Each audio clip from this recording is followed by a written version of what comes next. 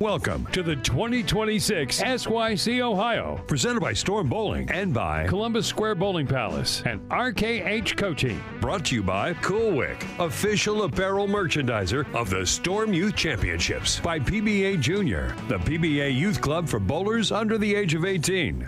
And by KEGEL, built for bowling. By Turbo 2-in-1 Grips, 3G Footwear, Master Accessories, Ballard's Bowling Academy. By Pinwheel.us, Customer Relationship Management. By TD Transportation. And by Quality Respite and Home Care. All scoring is provided by Bowlmetrics, official tournament management system of the Storm Youth Championships. This year, all SYC events and tournaments are aligned with charities, Ballard versus the Big C and Make-A-Wish Utah. Now, live from Columbus Square Bowling Palace in Columbus, Ohio, this is the 2026 SYC Ohio. Welcome to the 2026 SYC Ohio, presented by Storm Bowling and by Columbus Square Bowling Palace and RKH Coaching. Brought to you by Cool Wick, official apparel merchandiser of the Storm Youth Championships. By PBA Junior, the PBA Youth Club for bowlers under the age of 18. And by KEGEL, built for bowling. By Turbo 2-in-1 Grips, 3G Footwear, Master Accessories, Ballard's Bowling Academy. By Pinwheel.us, Customer Relationship Management. By TD Transportation. And by Quality Respite and Home Care. All scoring is provided by Bowlmetrics, official tournament management system of the Storm Youth Championships. This year, all SYC events and tournaments are aligned with charities, Ballard versus the Big C and Make-A-Wish Utah. Now, live from Columbus Square Bowling Palace in Columbus, Ohio, this is the 2026 SYC Ohio. Welcome to the 2026 SYC Ohio, presented by Storm Bowling and by Columbus Square Bowling Palace and RKH Coaching. We're going live. Good morning, SYC families.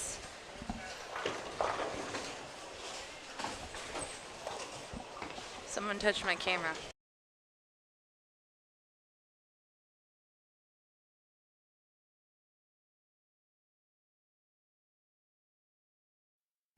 Welcome to the 2026 SYC Ohio, presented by Storm Bowling and by Columbus Square Bowling Palace and RKH Coaching. Brought to you by Cool Wick, official apparel merchandiser of the Storm Youth Championships. By PBA Junior, the PBA Youth Club for bowlers under the... Let's try this again. Good morning, everyone. Hello. All right, my name's Blair Blumenscheid. I'm joined by Mike Sinek. Howdy. We're live from the SYC Ohio, and let me just tell you, in the last 10 minutes, we had a complete live stream power outage, and then somehow my camera that is way above everyone zoomed. Yes. So, good morning. Good morning, everyone. Hi, everybody. Yeah, that was fun. Mm-hmm. So anyway, this is what we got going on. Welcome to the party. We are bowling at the Columbus Square Bowling Palace in Columbus, Ohio. Mm-hmm. Famous for a few things. Many things. Yes, they've hosted a PBA tournament this year. They host hundreds of tournaments throughout the year. I mean, they host high school tournaments. They host college tournaments. They've got a full list of collegiate tournaments coming up this year. They're, of course, hosting the famous Allentown Classic. I forget what the tournament is actually called, but they used to be held, the holiday tournaments for college. Is that the Keystone? Keystone, yes. The Roto-Grip Keystone The Challenge? Roto-Grip Keystone There you Challenge, go. yes. And then you were going to say the high school. High school championships were held here this year, and they're coming back here next year. Yes. And then it looks like the Storm Middle Atlantic National Team Challenge, which was held in Delaware, will be held here next year as well, unofficially. But I don't have a date. But so, yes, Julie and the staff here do an amazing job and host a lot of stuff. They got a really cool paddock set up for bowlers. So, you know, this place is here for the bowlers. Yes, and then of course, so Julie is the general manager. Julie Wells is the Hi. Julie Wells is the general manager here at the Palace, and the Palace contributed to our almost $20,000 scholarship prize fund that we have going on this weekend. Yep. But also the Pro Shop here is great. Ye Old Pro Shop, Yes. and then the RKH coaching group work together. So the Pro Shop fits and drills all the equipment, and then they have a great staff of coaches that help, and they contributed some added money to the event this weekend. So super, super exciting things we've got going on. Mike, why don't you cover what they're bowling on while I pull up the lane assignments, and we'll introduce all the bowlers that are in front of you. All right. Well, today this morning we're doing 5 games on the 2026 SYC short pattern. Now, this is more of, as we are fond of saying, a medium pattern, whereas it's 37 feet in length. It's 3.28 to 1, which is inside the sport window. 25 mils of oil, which is on the medium side of oil. The forward and reverse are about the same. You will see the players. Now, on a short pattern, you see players play really close to the edge of the lane. On this pattern, because it's more of a medium type, and the pattern is built more in it, like 5, 6, 7, you're going to see a lot of players playing further in between, like just to the right of second arrow out to 5. And I expect that this pattern should score pretty well. By the way, the Columbus Square Bowling Palace has a history of being a very high-scoring bowling center. So we will look forward to a good bit of striking today. And I shouldn't say that because we usually turns us into a black cloud, but Well, it's all good. yeah. And then you can keep track of scores while you're sitting at home if you get on Bowlmetrics, BOWLMETRIX. Open up that page and you'll see results, and should be the top of the results page should be the SYC Ohio. The results are tabulated instantly as we go pair to pair at the end of each game, and it's segregated by age group and boys and girls, and you can keep track during the event. Okay, so the bowlers that we're watching in front of us, we've got some U18 boys. I think we also have some U15 boys nearby, but U18 boys make up the bulk of almost every SYC, and I think almost every tournament. There's just a lot of them bowling, which is great to see. But right in front of us, we've got Garrett Ryan, Lucas Less, Anthony Swanson, Landon Green, Tyler Polis, and Tyler Babcock. On 33 and 34, which you also can see, we've got Gavin DeMoss, Braden McCorkle, Philo Doe, Harley Beasley, Nathan Arnold, and Carson Thompson. And then on 37 and 38, we've got Nick Weisenbarger, Andrew Venus, Cameron Case, Julian Essex, Micah West, and Brian Talbot. So those are the bowlers in front of us. I'm going to see, Mike, you and I both know U18 with the bios. Not so great at keeping up on the bios, but the one thing I can say is I know that the Doe family came all the way from Oregon to bowl here this weekend. So yeah. we've got families from, I think, 25 states? Something to that effect? Yeah. And and over 50 new bowlers. Yep. So this is awesome. It's nice seeing new faces. It's great because the level of competition at the SYC is pretty much, one of the highest levels of competition you can get in the country, short of junior gold. If you want to see how you rate and what you need to do to get your game better, SYCs is the place to come. In addition to, not just little competition, but on Fridays we do seminars. We had a seminar run by RH Bowling about growth and what age levels to expect from each bowler and competition level and emotional maturity. And then we had a Q&A with Mikey Tang and Chris Fye. And I mean, just, you know, you could ask any question you wanted of them about life on tour, their preparation, their workout routine, everything like that. So it's really, you know, a great educational opportunity for the bowlers as well. Absolutely. And so far, I don't want to black cloud anybody, but Tyler on lanes 35 has the front 5. And here he goes. And wow. crossover. Gets it to cross over. Now, I will say, a few years ago, well, just knowing this center, right? A few years ago, this bay of lanes, if you will, right? Like 31 to 38, maybe even less than that, like 36, is really, really good. And there's a very interesting reason. You can't see it at home, but the desk is right behind these pairs of lanes, right? So there's a ton of concourse in this bowling center, except right behind 33 through 36. So what that does is many times the league bowlers don't want to use these lanes because there's not enough space for them and they feel cramped, or open play, sometimes it's not as used, so they don't get used quite as much. So then they became some of the best in the house, at least when we were here previously. So if you hit this little group, I wasn't telling people that, but it's fun to see. Now, Mike, I have a fun fact about the bowler on 34, Mr. Braden. Have you ever heard the name Bill McCorkle? Bill McCorkle was a PBA 50, and he bowled on the PBA 60 tour too. He won a national PBA title. That was Braden's grandpa.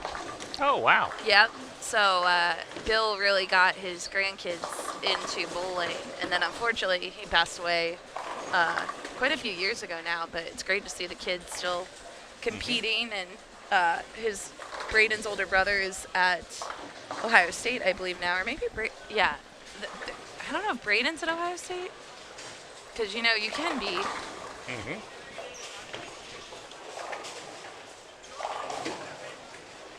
No, Jay is at Ohio State. Anyway, Braden, it's just fun to see them. It is.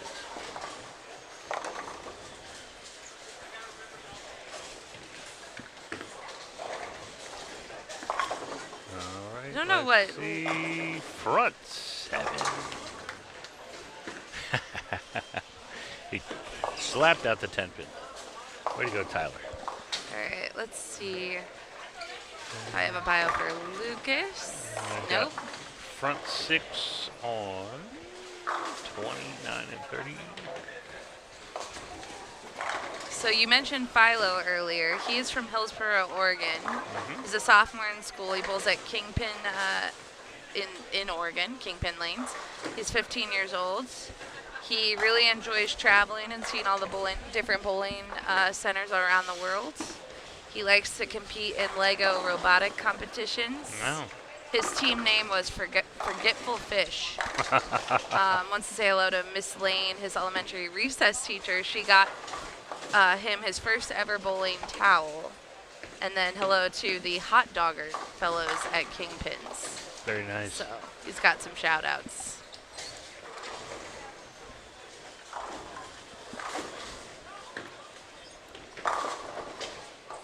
Okay, I see the front 7 on 2 lanes now. With one is out of camera range, but I am seeing some striking going on. I'm also seeing equal quantities of splits.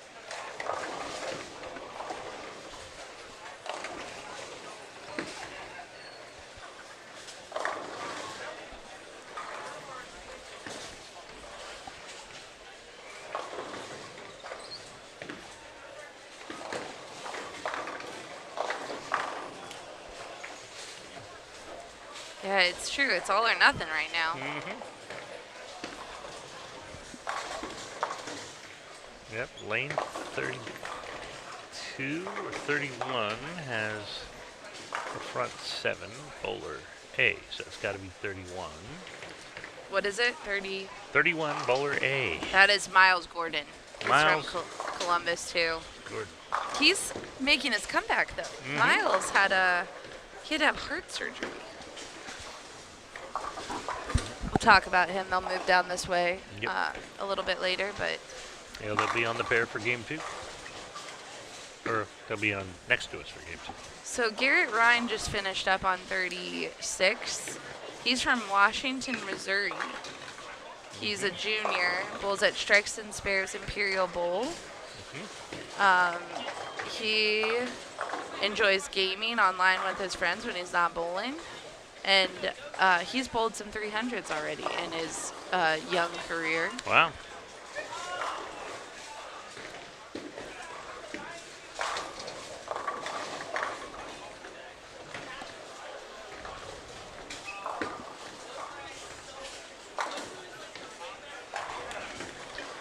Someone in the chat, let's see, Larry is, this is very funny. It's good to see everyone's comments. Good morning. There's an OH already in the chat. We did teach all the bowlers about OHIO. Did you, my Maryland friend, OHMD? did you say IO this morning to Wake? Yeah. No comment. We had all the Ohio bowlers lead everyone in teaching them what you do when you hear OH this and morning. even the parents out of reflex. Yeah. OHIO. But there was a question from Larry. He wants a gold label ball, and I think that's the Zen gold label, and he thinks that there's one at the plant.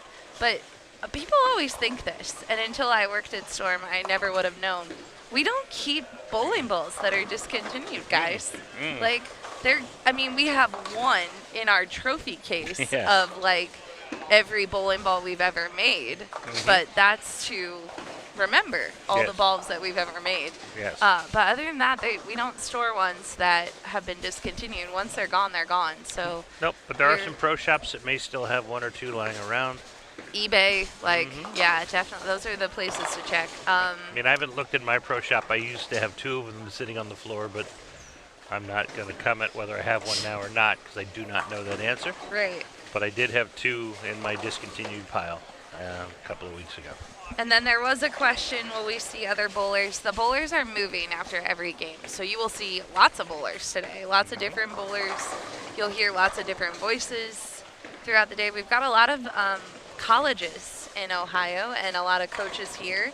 So we have Capital University's coach here, and we also have Ohio Northern University, those coaches. So we'll hear a little bit about the college bowling scene and then talk about some players. And Ohio has become quite the hotbed for coaches that, colleges that have great bowling programs. Yep. Yeah, the central part of the country has a lot of college bowling programs for boys and girls with some good endowments. So when we're talking, Minnesota, Iowa, straight down Ohio, Illinois, Kentucky, Tennessee, there's a lot of collegiate bowling going on both the boys and the girls side. Absolutely. Which is good because back in the day when I bowled college, the number of programs, they were almost all clubs, not funded by the university at all, and we had to, sell candy and raffle bowling balls so we could afford hotel rooms. I also had to do that, but I'm more recent than you. Well, all right, Mr. Gordon, who is off camera. Yes, just off camera. Has the front 8.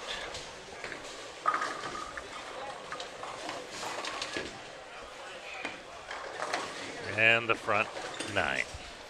This is going to be hysterical. If his first game back in an SYC, this is his return to the SYC.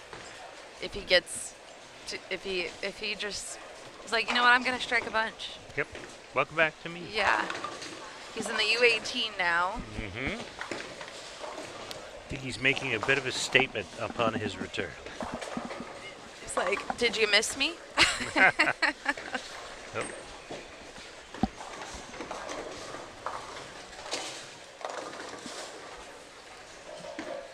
Yeah, for a lot of these bowlers, if they didn't bowl in Oregon, this is their first SYC in their new age division. Because of course, we follow the USBC age requirements for youth, and August 1st is the cutoff. Yep. So if some of the bowlers may have been U12, now they're U15. U15 to U18, we don't have the U14 or U16 divisions at the SYCs. But a lot of bowlers have moved up, a lot. Yeah, Especially absolutely. in the lower divisions. There's been a lot of movement out of U12 boys into U15 boys. There's been a good amount of age shifting.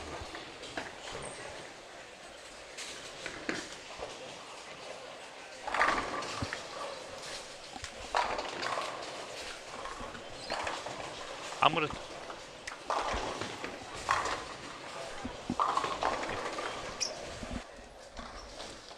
start down there and come this way. And you're going to go that way. Okay, then you'll catch up to the rafters.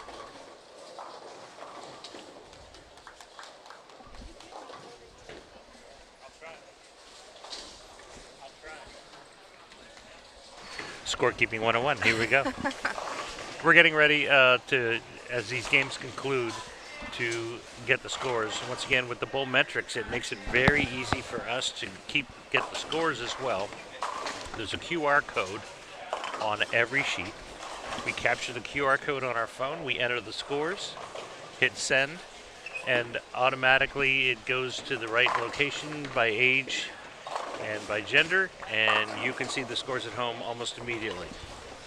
I don't have a completed bio for Nathan, but I'm going to go with Nathan likes dogs. Yes, the paw prints are awesome. Or cats. bears. Or cats. Cats. He just likes animals. Cats can have some big paws. Mr. Gordon has the front 10 on 31 and 32.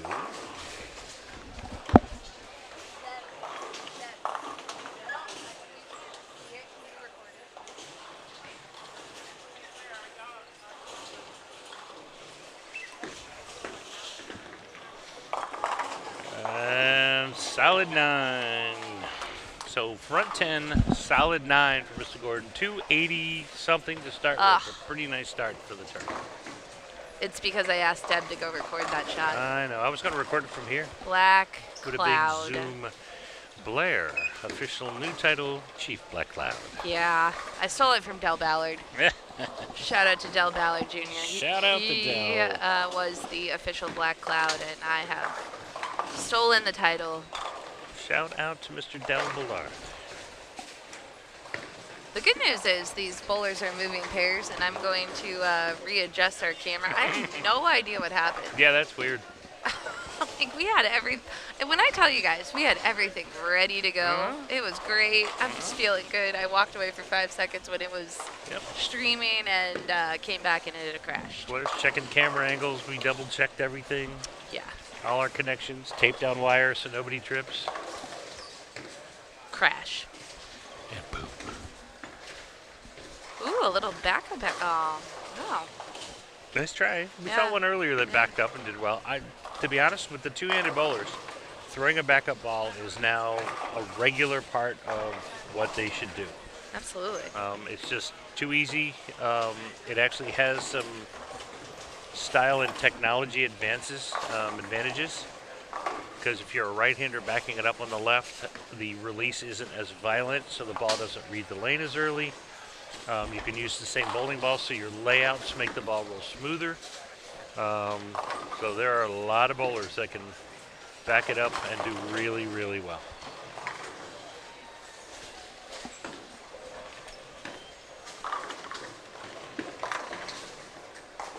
Tyler here is changing balls on the fill. He can strike out for 245.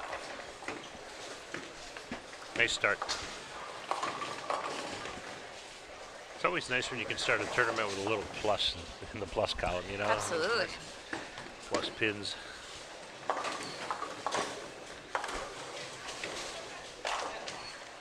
Yeah, if you can't get plus 89 like Mr. Miles, I mean, 24 is pretty good. And 245 for Tyler Paul. 45 is really good. Yeah. Nice. Oh, nice pickup by Anthony Swanson there. Mm-hmm. He really wanted that one because that got him into the potential 204 here. 2 hundos is open for him now.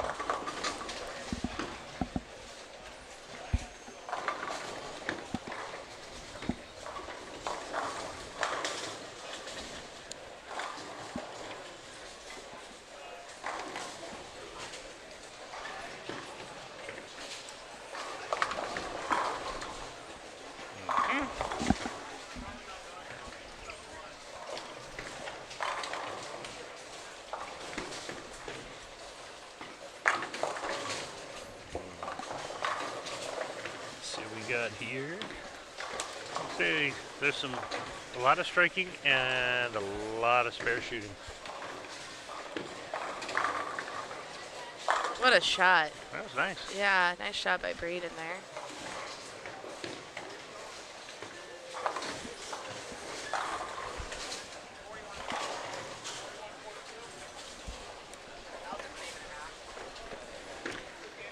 For those of you at home are asking, the skip is the bowlers will skip 2 pairs between games. So folks here on 33 and 34 go to 39 and 40.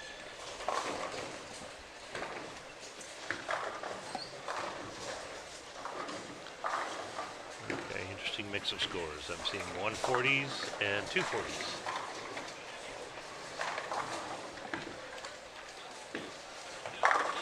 Another nice shot. Wow.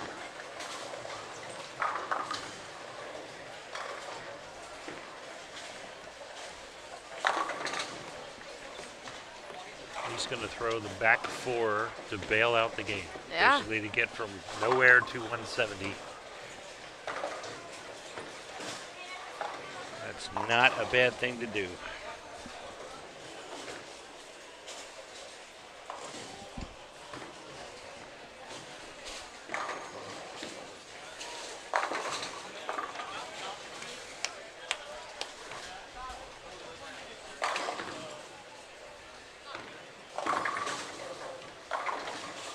See, that's a very nice shot. Two-handed style. You see how smooth the release is? Yeah. You know, it's not.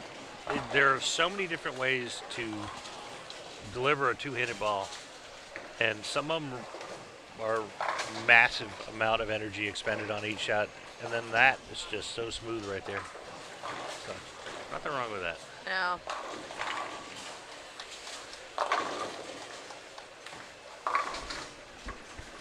All right, Mike, we are wrapping up. We're getting down to the end of game number 1. Philo says that was not nice. Pins, could you have worked with me here? I think he's ready to move on to game 2. Yeah. In his bio, we asked the kids, hey, if you have a kind of hard name to say, help us out. Philo said it's Joe like Pillsbury Doughboy. Nice. I said, thank you, Philo.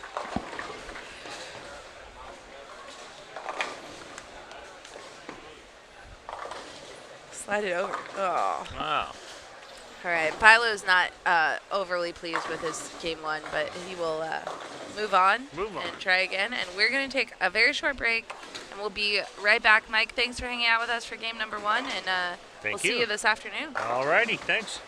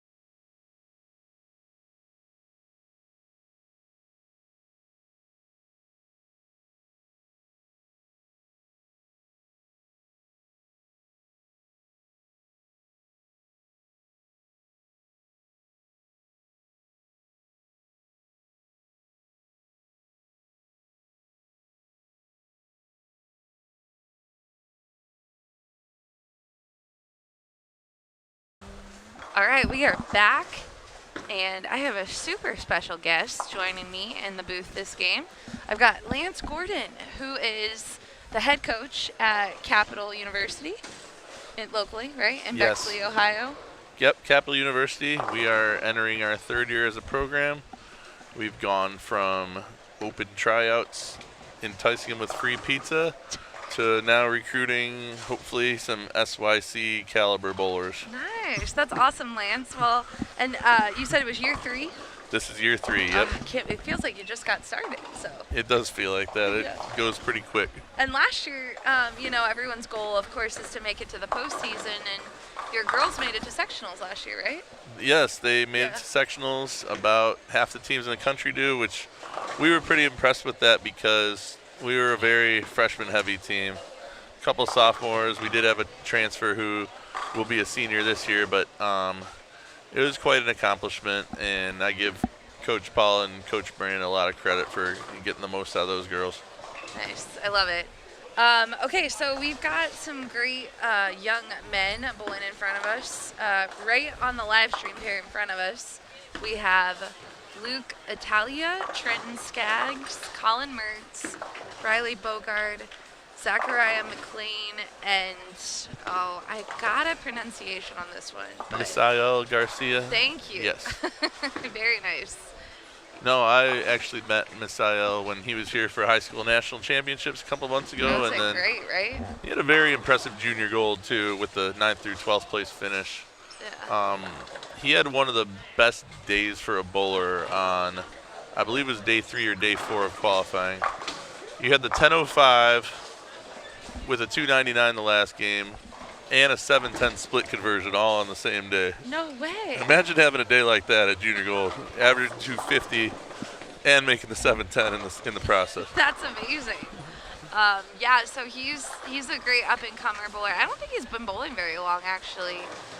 So he's definitely making his name known quickly. You can definitely get more information from Seneca about him because he's one of the Fort Meade guys. Yeah. And that is a great youth program out there. Yeah. Out there in Maryland, you'll see a lot of banners with those kids' names up there, and they develop players, and the younger players work with the older ones to get better, and it's just a great culture they've created out there. It is a really good culture. To the left, we'll see Alexander Garcia, Alex Crawley, Matthew Siminsky, Bo Long, Andrew Franks, and Cam Bennett.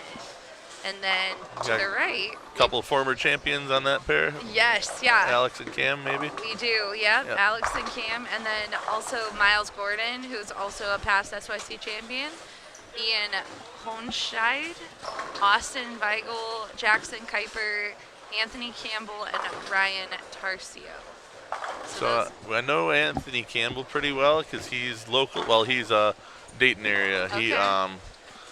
Outstanding freshman this past year for the Beaver Creek High School team that won the national championship here. That's amazing. And then Miles, of course.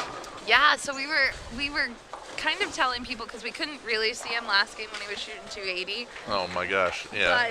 But He was locked in. this game, we can see him just to the right, and you'll see him better when he's on lane 37. That's Jackson there, but Miles is to the right, and he just came back.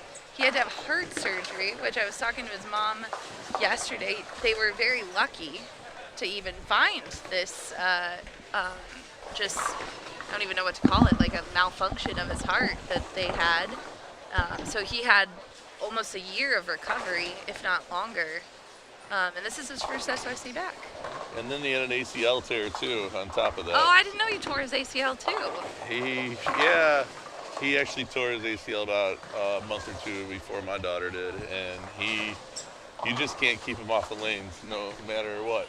And I was concerned about his knee because of that one day at Junior Gold where you bowl advancers and final advancers. It's 10 games, and then you bowl 2 rounds of match play. So you're bowling 14 games total that day if you go the distance. But he actually climbed up the standings and made it through to Saturday. So very impressive kid. He's up right now on 38, trying to convert a spare. Yeah, you'll see the Mario type jersey over there. Ooh, one-off. That's hard to do. Sometimes after you shoot that big game, it's tough to come back. Absolutely. He'll be back. So I'll see what bios we have throughout the game, but Lance, why don't you tell us a little bit about Capital's program? Yeah, absolutely. So we're right here in Columbus in a little village called Bexley. A fantastic village called Bexley. Yeah, it's a very walkable campus, right next to a very walkable community with, and then good dining and shopping and coffee shops all within walking distance of campus. You've got a Chipotle, Starbucks, and what's the kids like, the Tropical Smoothie Cafe. Oh yeah, that is a big one for them. And yeah, so that's all there, and like I said, the campus is extremely walkable as well. It's a very protected part of town. The girls feel safe walking around there at night. Even though it's closer to like the part of the big city of Columbus too, it's just pretty safe and a different vibe over there. Absolutely, yeah. And it's a great school. I mean, when I lived in Columbus, Capital was always at the top list of most of the kids that wanted to stay local. Looking around, it was Capital and Otterbein, right? Those are the two kind of liberal arts type schools. Although Capital has some great programs. You have a nursing program, right? Nursing's our #1 major, Yeah. and girls and guys who want to get into nursing, a lot of them will bowl in college for a couple of years, and then when the clinicals come after that, they have to pick one, and it can be tough for them. But what I've done is we've hired a larger than average size college staff, and they do job sharing. None of them work a ton of hours, but it gives them 6 coaches to choose from if they want to work with somebody individually. If they have to miss practice for a school-related reason, we let them make it up with a coach. Yeah. And we try to at least make sure they're at a couple practices a week, so we're on the same page for working together during our tournament schedule. But at least it gives them an option to go to a very demanding school and still have a chance to bowl. For sure, yeah, because you do have to travel to your practice facility, but it's not that far away. I mean, it's not. No, we're at HP Lanes. It's a 50-lane center, and fortunately they have a locker room for us there too, so That's great. kids aren't lugging their balls around during the winter. Yeah, no one wants to do that. Especially not in Ohio. No. And then we have a really good proprietor there who will put down sport patterns for us every day. So Yeah, that's great. it works out really well. Yeah, well, so if anyone is Zachariah McLean here, he's a senior. He's bowling, he's going to step up on 35, and he says he's still deciding between several colleges. We might have to have a conversation with young Zach there. Yeah, he bowls at Smyrna Bowling Center, which is a fantastic Facility. Yeah, right, down in Murfreesboro. Well, I love that part of Tennessee. It's so great. He finished 4th at their high school state bowling division, and his team won the state championship. They came in 6th place in 25-26 high school nationals. Finished 70th out of the U18 boys at Junior Gold, and he won 3rd place at the SYC Coastal Classic. So he's definitely around the medals, around the award stands at every tournament. Hey, if you can do well at the Coastal Classic, you can do well anywhere, because bowling at 2 different centers and the challenges of bowling at Planet Fun, we all know about that. Yeah, Planet No Fun, as some people have dubbed it. But yeah, that event, the entries for that are going on sale on August 24th. So I don't know when's Lydia making her big return? That's what we're hoping it Oh, will good, be. cool. She has an appointment this week. They're gonna look at her legs and see if the ACL in the left looks close enough to the right one, and then she'll be cleared for at least to start practicing. But Good. we're gonna try to sign up for, if my fingers are fast enough, we're gonna try to get in the Coastal Classic, and if she's still not ready, then we'll make somebody's day on the waiting list. Absolutely, yeah. We always have quite a waiting list for that one. Oh, absolutely. That's a great tournament, and also the best Friday night party is that one always. Yeah, and this is our 10th year there, so it'll be a good one. I heard there might be some surprises in store for that. There might be. I think Leanna's working her magic at that tournament this year. So, okay, we also have Colin Mertz. He's up on 36. He's from Boardman, Ohio.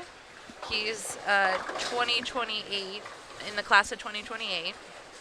Name sounds familiar for sure, but Yeah. perhaps we've seen him at some JTBA tournaments. I bet. Yeah. Yeah, that's a great tournament series around here. Yes. He is 16 years old, high game 289. He runs a successful online resale business on Poshmark. Oh, wow. So business focused, Mr. Colin is, and he wants to say hello to his grandma, girlfriend Abby, cousins Jay, Sue, Kay, and Scott, and Jimmy G.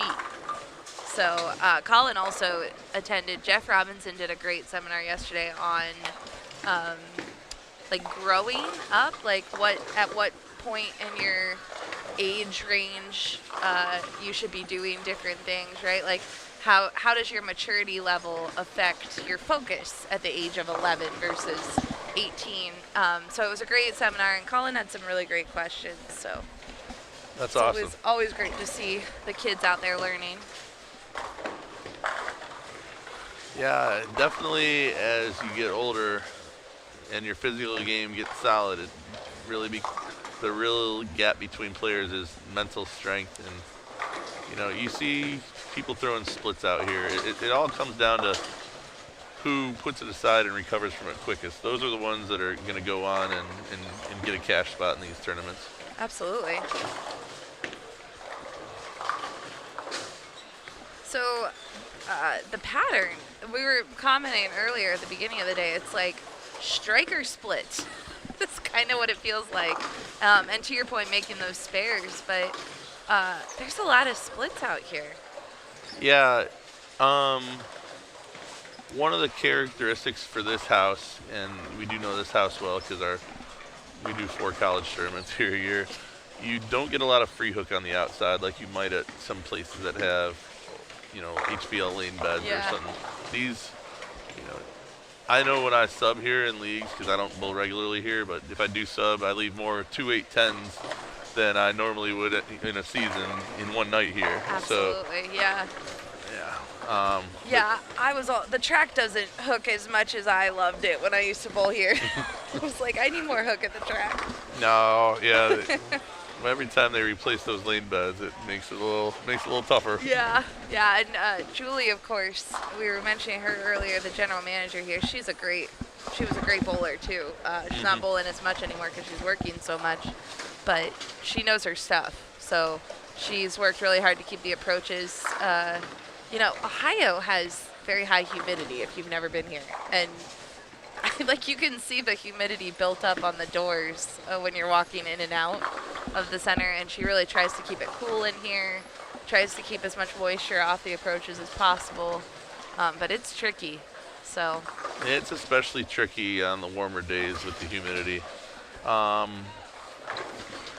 Yeah, we got the nice 80 degrees. We have rain, but it's 80 right now in Ohio. We appreciate it. Thanks for bringing the good weather, Lance. Yeah, I do what I can for you guys. Yeah. No, that was weird because we were in Junior Gold in Minnesota, and you think, oh, Minnesota, we'll get a nice break from the weather, and it was mid to high 90s every day.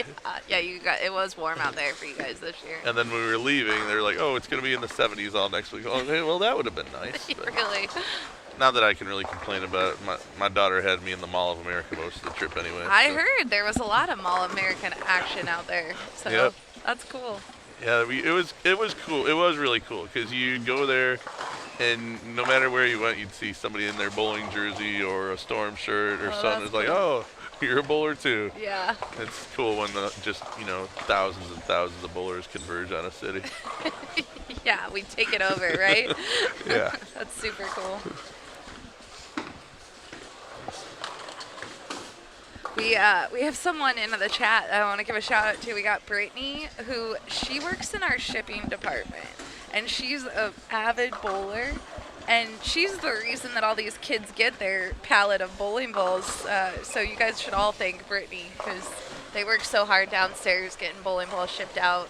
every day they're down there working, calling truck companies, making sure things get where they need to be. So shout out to our team back at HQ. You guys do a great job with that. I know sometimes we've been the last person here, and you still have the correct weight for my daughter, so that's always nice. Yeah, they're working with nail it. Leanne, because even to the last minute, we at the last minute we'll make those last changes, because someone may have to withdraw, and then we'll scoot someone in, and if they have different weight, our shipping department helps us a ton, so it's great.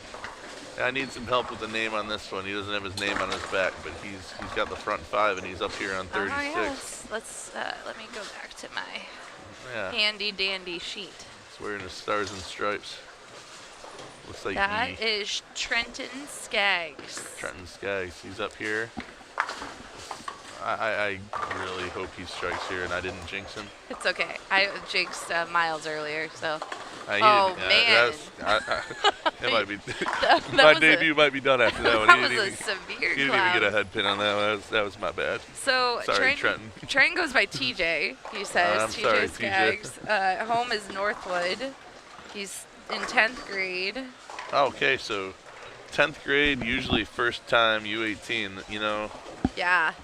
And that can be tricky, especially with this first tournament in August. Like you get a lot of move ups, and as parents, you have to make a decision. Hey, my kid just moved up to U15 or U18. Do I have him compete with these monsters who are the oldest in their age group? Yeah. Or do we wait another? We let them practice for a year before we do it. So I give a lot of credit to the first year U15s and U18s in these divisions, because it can be really intimidating when you're bowling against those older kids. Absolutely, and TJ bowls.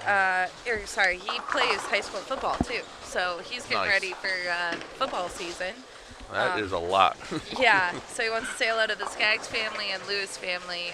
But you're totally right. It is a tough decision, and the other thing we were talking about in the seminar yesterday was it's okay to take some breaks.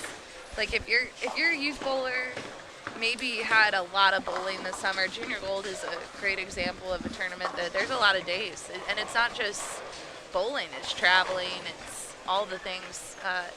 It's okay to take some breaks in that year and let your kid maybe try a different sport, try a different hobby. But if they want to bowl, we'll see them every month, because there's something going on every single month. Well, and then a lot of them will be working with individual coaches or their high school coach in the off season, and sometimes as a coach you got to know when to implement physical changes. And sometimes right after that big tournament is the best time to implement a physical change, to give them time to work on it before they get into serious competition. So some of the players who are normally be here might be working on something like that, or like you said, they're just resting up because it's been a busy summer. Or a lot of them, everyone's different. Some of them choose to specialize in bowling at a certain age. And, some of them, you've had people bowl to the very top level who have stuck with another sport all the way through high school too. So yeah, absolutely. So Matthew here, he's the C bowler on 34 that you see up. Oh yeah. He has gone open, and let's see, I might have jinxed it. No, you didn't. All right, you're the only one allowed to talk about people on runs. No. I clouded Miles earlier. Don't worry. I got the black cloud. I just passed it on to you for a moment. But we got Bella Love Castillo watching this morning. Good morning, Bella. And she said she was looking on Bowlmetrics, and Aaron Odejebe shot a 299 game one, which he did. Aaron is towards the high end, I believe, now. He's right. I see him right there down on 29 and 30. You can always see the pro. Okay, so he'll be coming this way. He did. You'll get him next game. Right. He bowled. He bowled really well at Junior Gold this summer too. Yeah, he won a title. One. That's pretty good. Yeah, you can't really do better than that. We U14. got two Junior Gold champions. Stevie Newton and Aaron Odejebe are both bowling this weekend.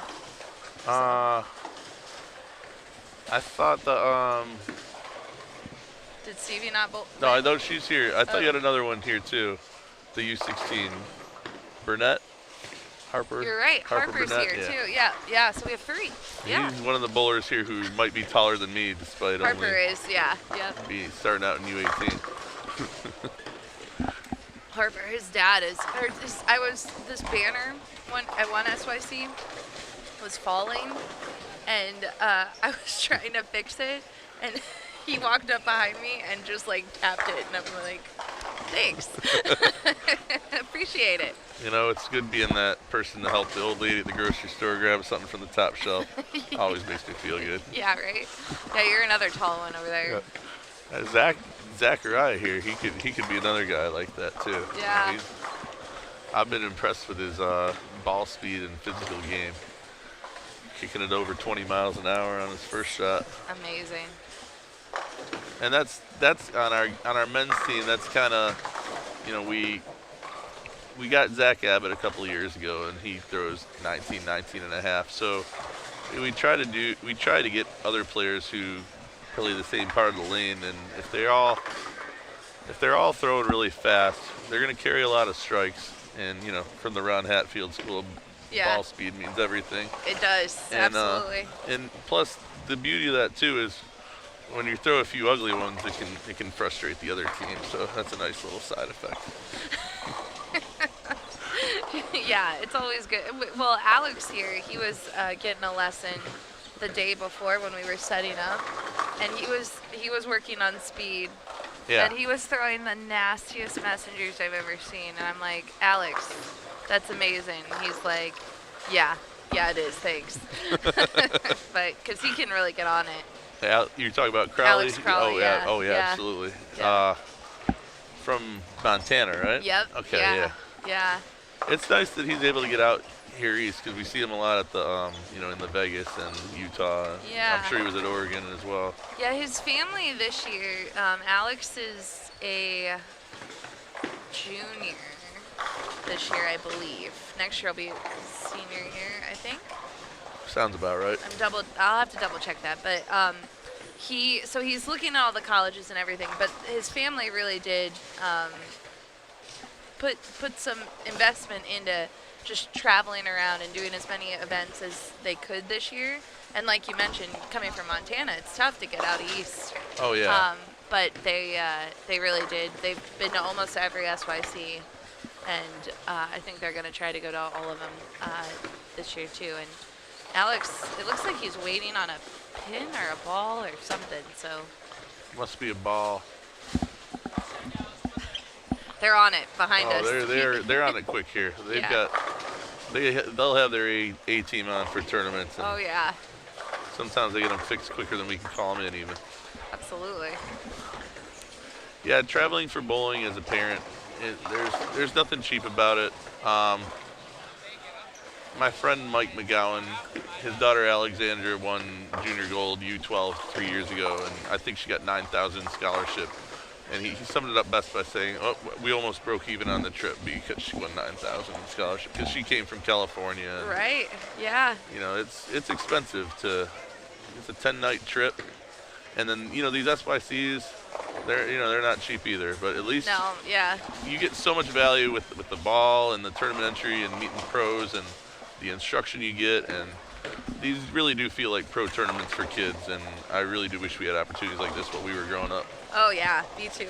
I agree with that, and I mean we understand that families choose to spend the weekend with us, and we appreciate it. And it's not getting cheaper, so we definitely try to do our best. Leanne's been doing great this year. She works with every like the tourism board or the sports commission in every city, and we've been getting as good a room rates as I've ever seen this year, especially next month in Reno.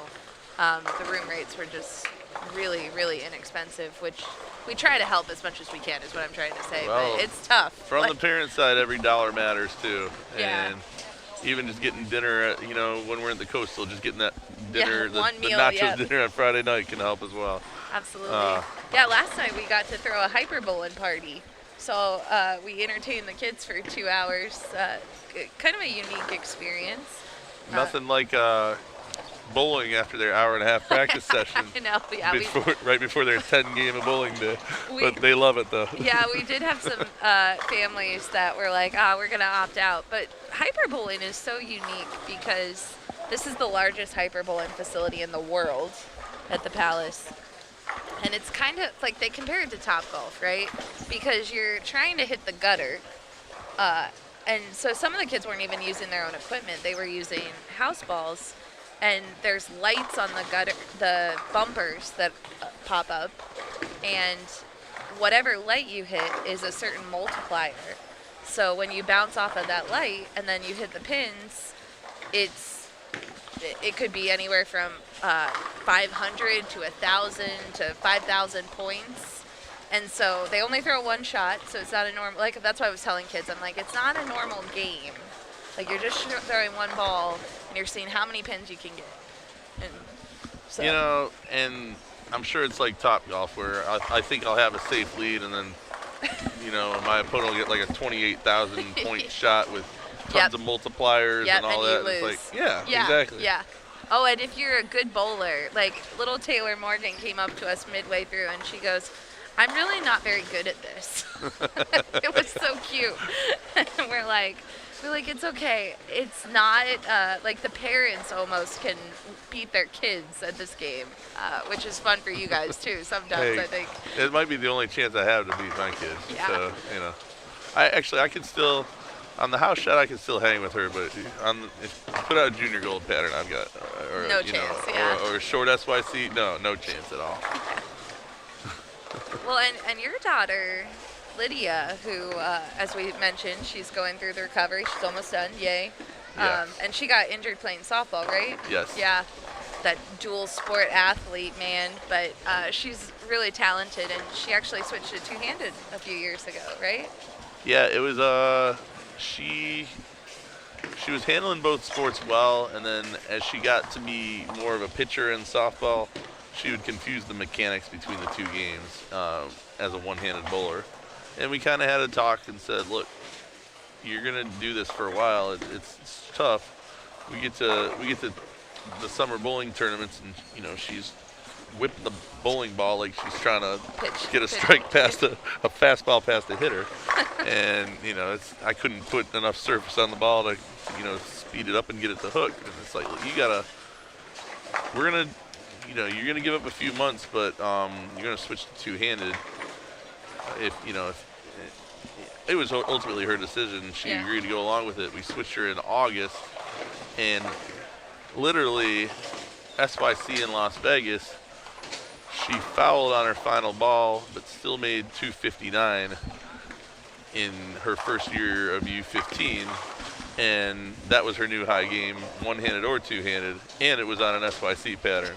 So and you're like, all right, we made the right choice. Yeah, exactly. Because we had done a couple tournaments before, and she was still learning to bowl, and it was a little frustrating because, you know, she's used to finishing near the front, and she was finishing in the middle, and so that one she put it all together, and then another few months later, you know, she had a good junior gold that summer, finished 7th/8th, that's what it was, and then we get to Idaho, and she's able to win out there, and that was a really fun weekend. Idaho, the doodles were there, and the potatoes were phenomenal.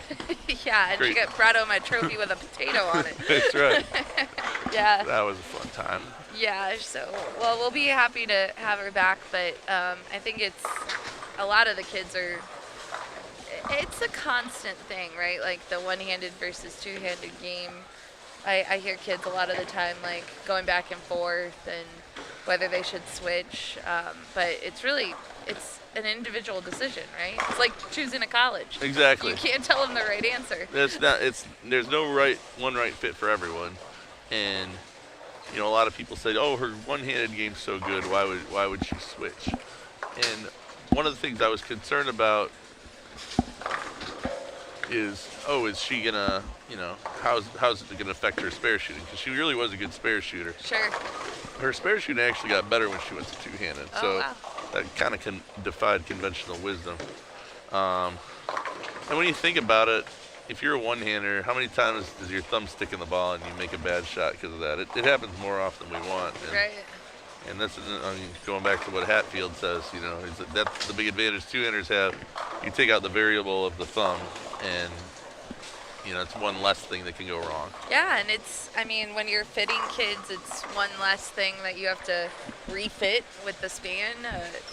Oh, it saved a lot of money because she grows like a weed just like me, and we were doing refits, $30 a ball every few months. And you don't have. It's a lot better when you just have to stick 2 holes in the ball. Yeah, I love it. So. Anyway, no right or wrong answer. Like, we've got some great one-handers right in front of us. Yeah. Yeah. Absolutely. Cam Bennett's another one from that Fort Meade crew that you were talking about.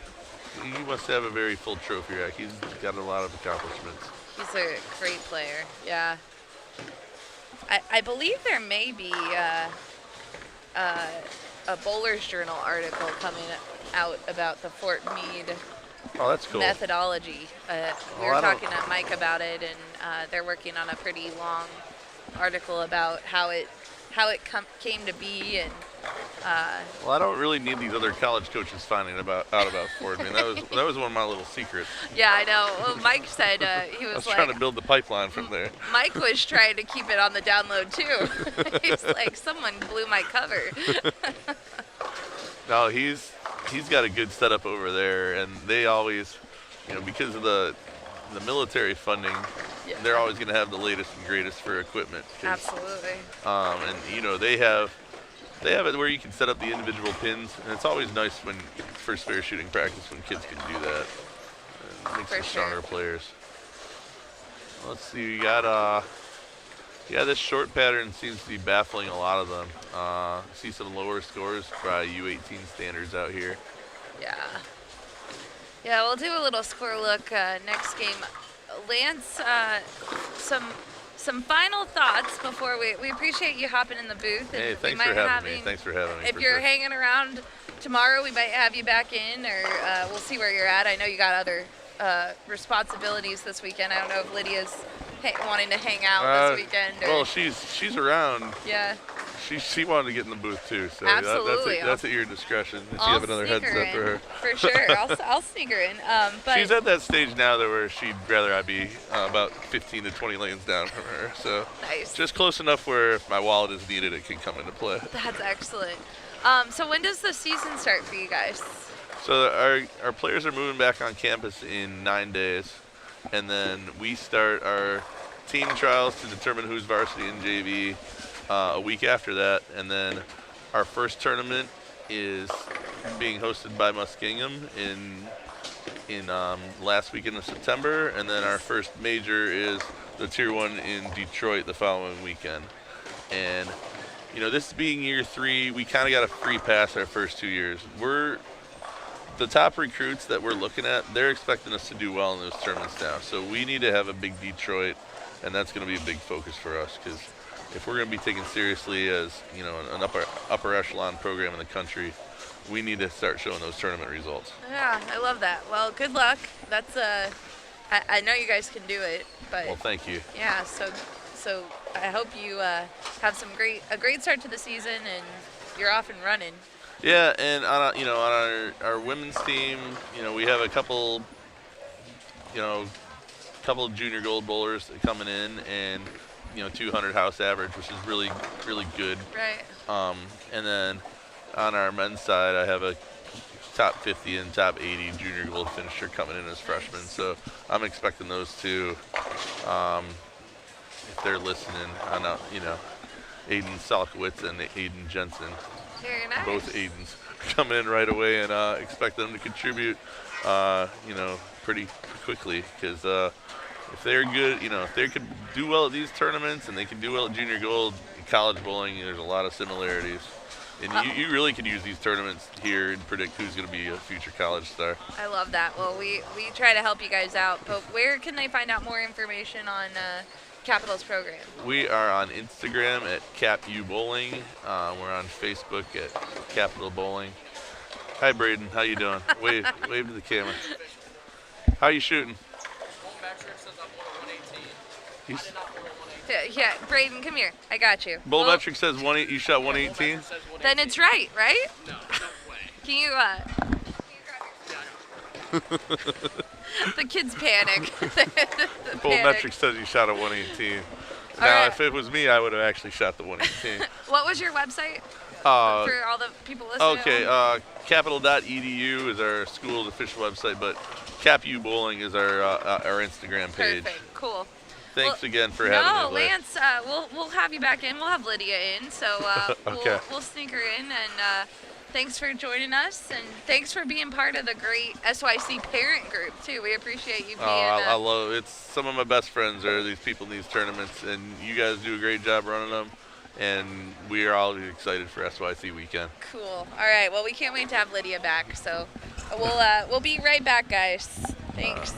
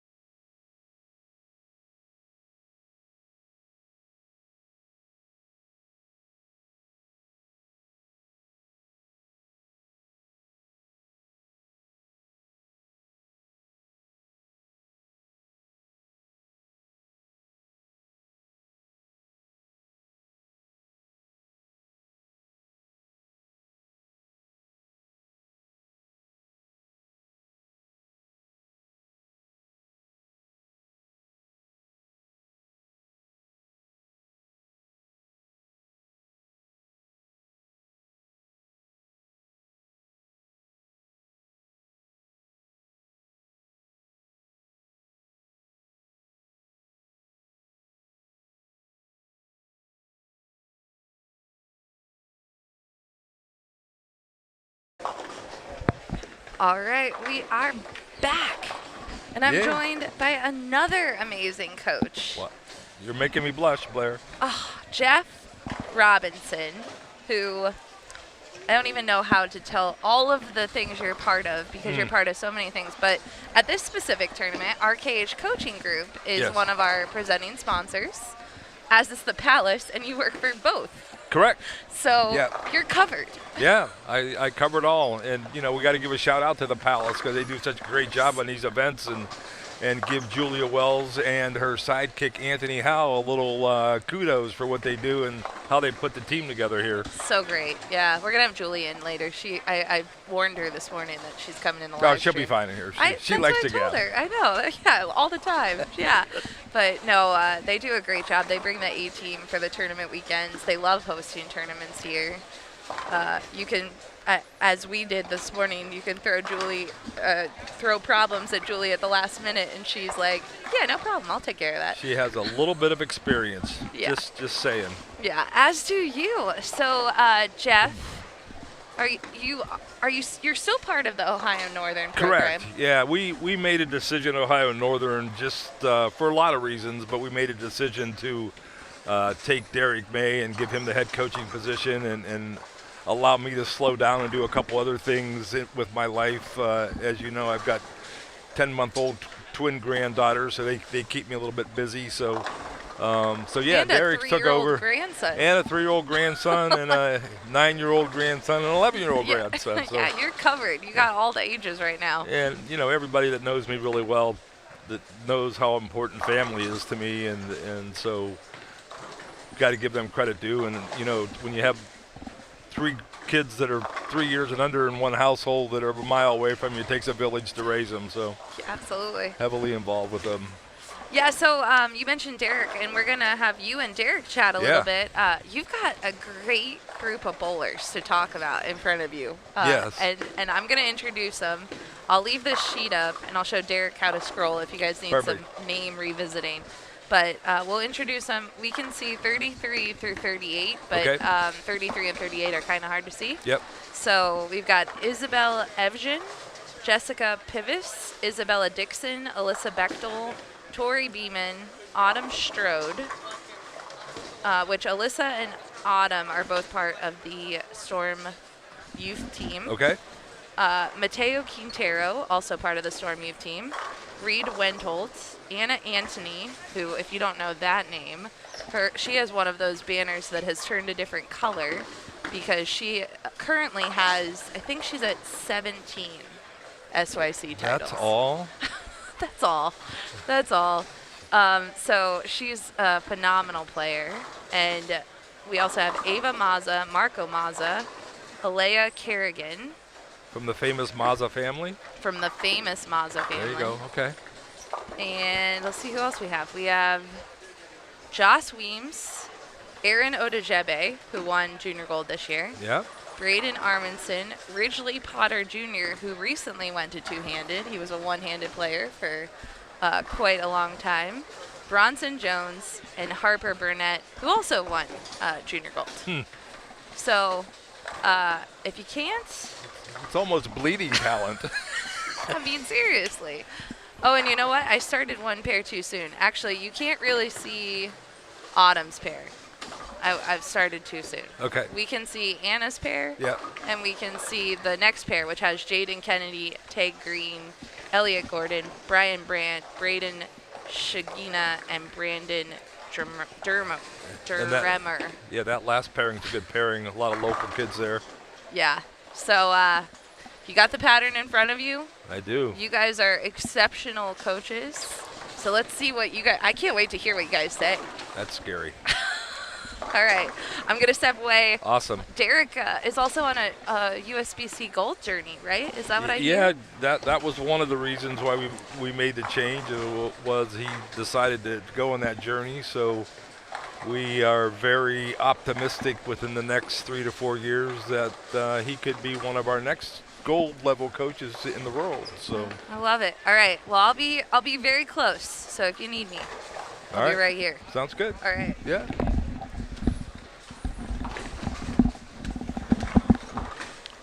So welcome Derek May. Derek, as we talked to everybody, is the new head coach at Ohio Northern, so I now work for him. But my main focus is on the women's team, and Derek obviously coaches across the whole team, but his main focus when we go to tournaments is on the men's side. So welcome, Derek. Yeah, awesome. Thanks for having me. So, so what's your vision of the program up at Northern? Oh man, it's growing like wildfire. It's a tough question because it's amazing what, honestly, in the 3 years we've already done, right? So, yes, I'm taking over this year, but obviously I've got to be a part of it for all 3 years, first 3 years of the program, and it's amazing to see how much growth we've had in our kind of people who've kind of started with us, right? So, seeing a ton of growth just in my returning players, and it's amazing to see what kind of talent we have coming in this year. So it's to me it looks like the sky is the limit, and I'm really interested to see, especially on the women's side, it's going to be dangerous this year. Yeah, so we'll just leave it. If you have some interest in Ohio Northern up in the northwestern quadrant of Ohio and Ada, Ohio, don't hesitate to reach out. But hey, let's talk about bowling here. I mean, to be able to watch kids come in, I think I heard 25 states. The talent level is amazing. It is mind-blowing. I mean, on all spectrums and all the different age groups, I mean, there's so much talent out here. It's quite impressive. This is definitely a premier event. But So what's your estimation of why it's gotten so good? I still think bowling's growing like crazy. I know you hear this conversation happen all the time, but I still think our sport is growing like crazy, especially on the youth side. It's amazing to see youth programs are growing. I mean, here at the Palace, it's amazing how large of a youth program, and again, there's other centers in Columbus. Our youth pool in the area is so large. I can't imagine what all these other cities are doing as well. So yeah. It just seems like it's growing every year. I don't disagree. I think the coaching pool has grown. You know, I was talking to somebody earlier about how I've been part of the coaching group here with Ron Hatfield at the Palace, and you know, I think when we first fired it up, there were like 6 or 7 coaches on there. Now we're at 24. And they're all silver level, and you know, out giving instruction to young players that want to get better. Yeah, for sure. Yeah, and you see a lot of players. I mean, to me, starting that process earlier and earlier too. Little sponges just wanting to learn more and more, and getting that coaching even earlier now, it seems like.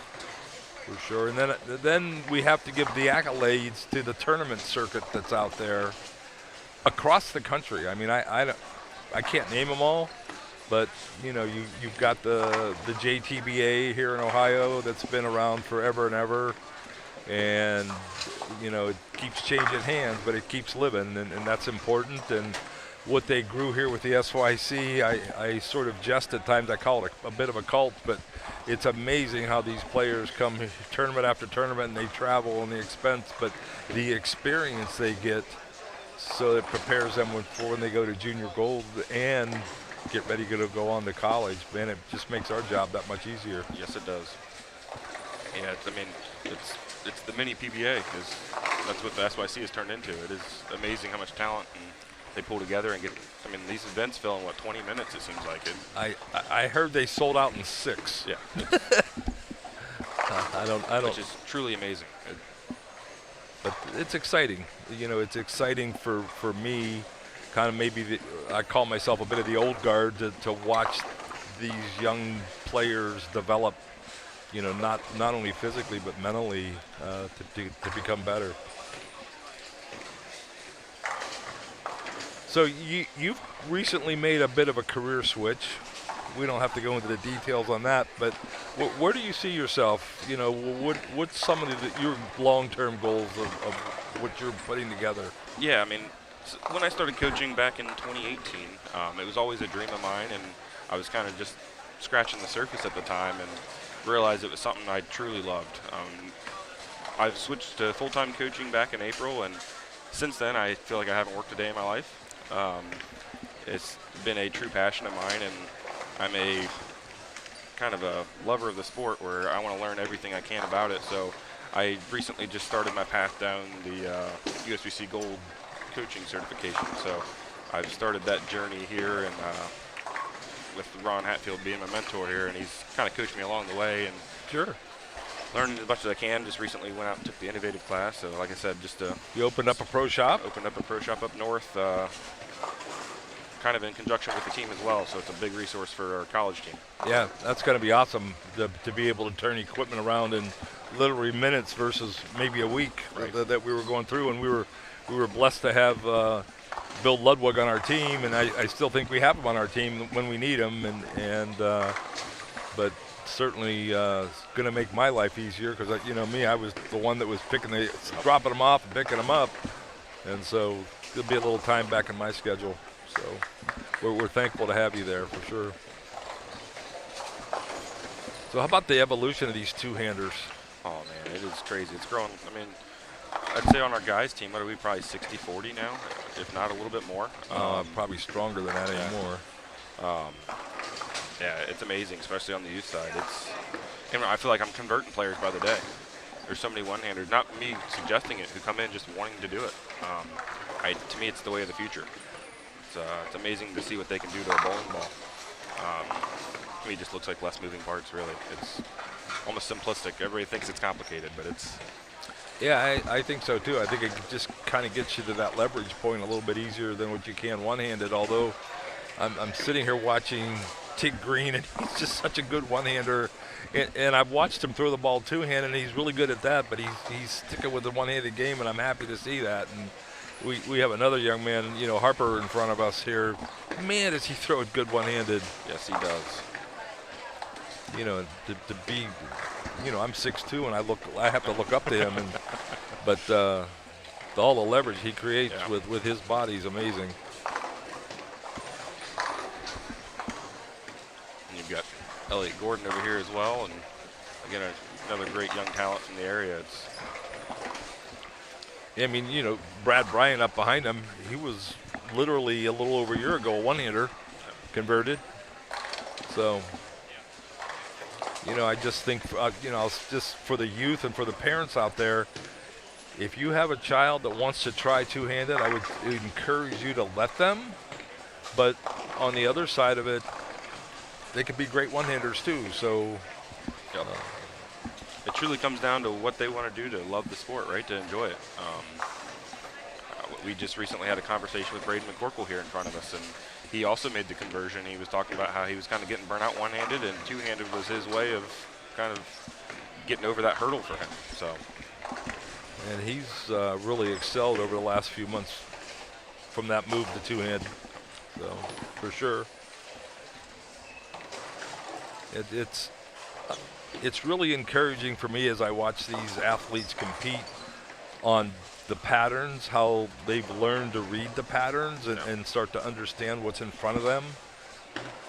That's the thing I think most players struggle with, is they move from the house shot to these sport shots, and they just trying to understand what's in front of them, and to see them playing the pattern the way it's supposed to be played is pretty exciting. It is. Especially with it being the short pattern, and most people want to dive in left, and that's not the way to play it. You got to stay right and get it out to the break point.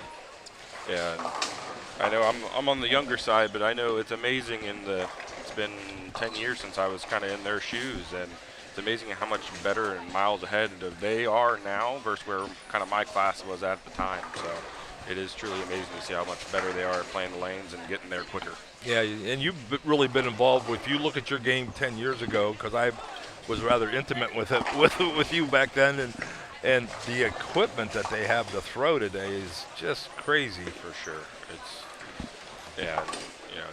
New technology's coming out. I know Storm with the concept. I mean, that's again that futuristic kind of idea of what's going to happen with urethane in the future, and it's amazing how they've already kind of bridged that gap already. So agreed very much with that. So. And I tell you what, these kids are great spare shooters too. That's something I've kind of been eyeing, looking around. So there's some great spare shooters out here as well. A lot of strikes going on, but. So that's probably a good tip when for both parents and their players that they have, is if you go and you go over to your local center to practice and they put the scores up, I think you have to ignore the scores and just literally, if you spend the first half of your practice shooting 10 pins and 7 pins and 4 pins and, you know, just trying to get better at that kind of stuff. You know, my old saying that spares will keep you in the game no matter what. If you're struggling throwing the strike ball, but you're making your spares, you're probably going to still be playing. 100%, and sometimes that's good enough. Yeah, for sure. Especially on the college side. I mean, there's several events where if they're tough, the spare shooting is what wins the event. Yeah. Yeah, it looks like Jackson Veach has took the lead for the U18 boys at plus 79. So there was a couple of really high games, and then they kind of fell back. So it looks like it's going to be a moving target today. You look at the top 25, and you're at minus 36 already.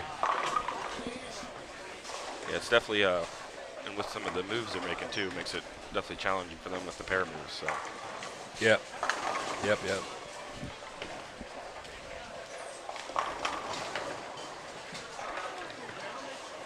And I'm curious too what scoring pace looks like for this event compared to the others, because I know the PBA was here this year as well and set some scoring records, and I'd be curious to see how that plays out here versus other events they hold. Well, I will tell you this, they didn't have a short pattern they played on, That's so true. To me, I think this is going to be the hardest pattern for them. You know, how they deal with the transition as they go through 5 games. But again, it just seems to me like they're all committed to staying right, which is the main key to being successful here. 100%.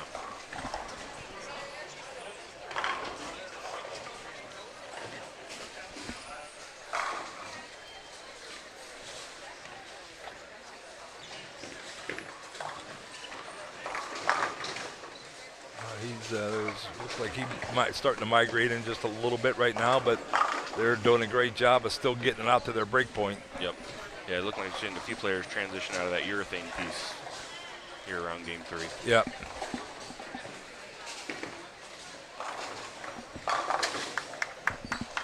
Boy, they just are able to keep it so forward off their hand. That's really very cool to see.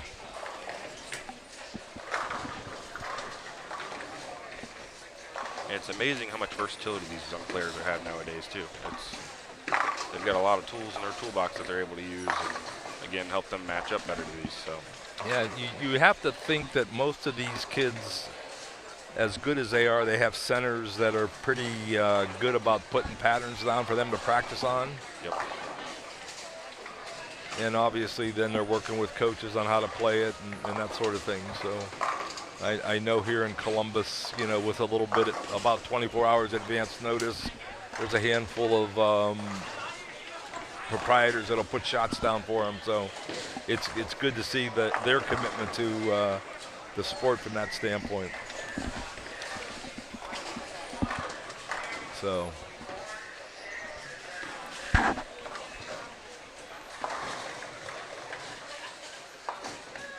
But the spare shooting can be a little tricky on this shorter pattern if you don't give it room. Yeah, that's to me the only thing with the two-handed game. It makes it a little trickier is because with all that rev rate, they can still make that spare ball hook quite a bit. So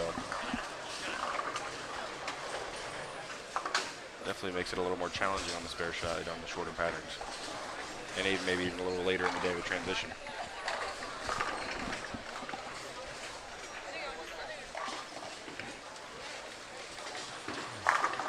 It was interesting that yesterday when Chris and Mikey talked about, then they gave their little talk. They one of the youth players asked them about the house and how the house played, and you know, Chris was pretty brutally honest in the standpoint that he said that from his estimation through the Pro Tour, lanes 33 to 38 are about the toughest in the house. And then, you know, on both sides of it, it's pretty equal. So you're seeing these kids execute some pretty good-looking games in front of us on some of the tougher pairs in the house. Yeah, I mean, I know these pairs get used a lot because we do most of our private lessons here. So during the day, they get used quite a bit.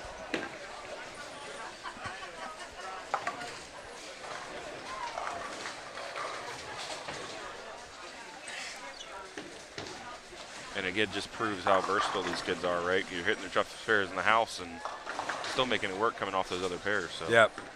making it happen quickly. That's the. I know I was talking to one of the players, it was a young lady, and you know, she got off to a pretty good start the first game, and then last couple frames she struggled just a little bit. And you know, we just talked about how quickly they have to move with what they're seeing. And again, like we talked about the tribute to these kids and how good they've gotten, that they're moving as quickly as they do. They're not waiting 2 or 3 frames. You know, they're making moves off a ball motion that's in front of them for sure. Yep. I know you and me preach it all the time. Your bowling ball can't lie to you, and you got to be listening to that information it's given back to you. So. Yeah, how often does a player feel like they're not throwing it great, and we're like, well, okay, but what's the ball doing? Right. You know, you still have to move. Yeah, even on okay shots, you're getting a lot of good information back. For sure.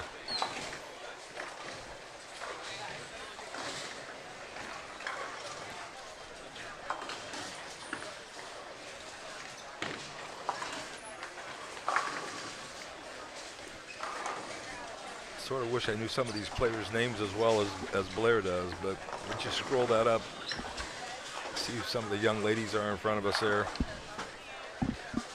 because they are awfully good. This is Anna, right? Yeah. 17 titles. That's amazing. And a two-hander. And a two-hander. That seems to be growing. Oh, for sure, yeah. On the women's side, it's definitely getting more and more popular. And it's amazing how much more power they create. It allows them to really play all parts of the lane as well. I know we have a young lady in our team that was, you know, she was okay one-handed, but we just felt with the amount of power she could generate to move the two-handed, and the video I was showing you, the picture's getting pretty darn good. Yeah. In a pretty short amount of time. Fairly short amount of time for sure. Yep. I like the speed she generates.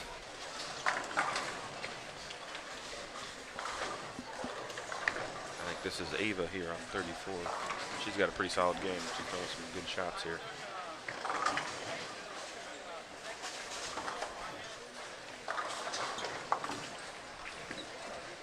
I think it's the only pair in the house with boys and girls on it. Ah, didn't quite get there.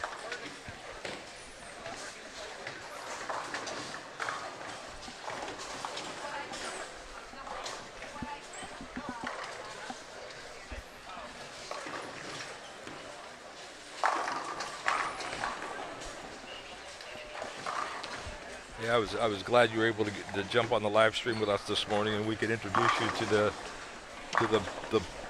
SYC Storm Nation. Yeah, for sure. It's a pleasure to be here. This is the second one of these I've been to, and like I said, it's truly amazing. I've been to a lot of youth tournaments, but the amount of talent in this building is, like you said, was it 25 states? Yep, yep. And yesterday you were putting on a clinic with Ron up in the Findlay area of Ohio, right? Yeah, we had a really good turnout for that, and I think it's going to keep growing next year. We had a lot of interest, so. I think Mr. Hatfield's supposed to be here at about 11 o'clock, so let's see if we get his smiling face in here. We'll start to move just a little bit finally. This is game 3, right? Yep. Yep. And again, I think that transition out of urethane is probably the trickiest part of today will be. It's not going to be the end of the day, in my opinion. It's going to be getting with maybe some of that carry down they've created with those urethane pieces. So. Well, that and making sure you get the shot right, you know, that's the main thing. You still have to hit the same break point down there. Yep.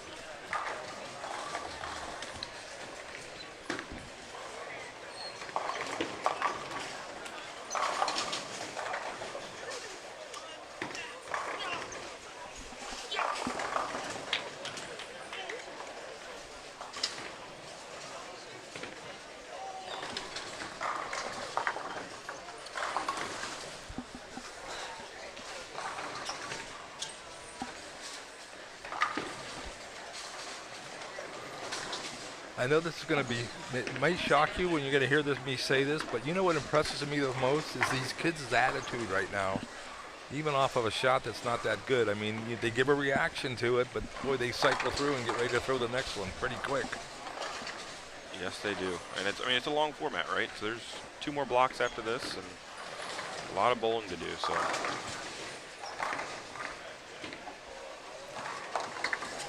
yeah, it's nice to win a block, but it's nicer to win the tournament. It's going to take all 15 to get there. yes, it will. I know Blair was talking yesterday when I put the seminar on for the folks and talked about how they've had several winners who didn't win a block during a tournament but won the whole tournament because they were, you know, second, third, fourth at each of the other blocks. So it just takes consistent effort and attitude to get all the way through it.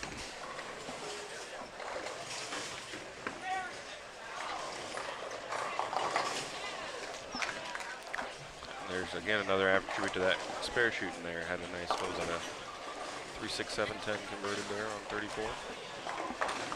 So just looking at the U18 girls on the girls' side. So after 2, Mallory Luna's leading at plus 20.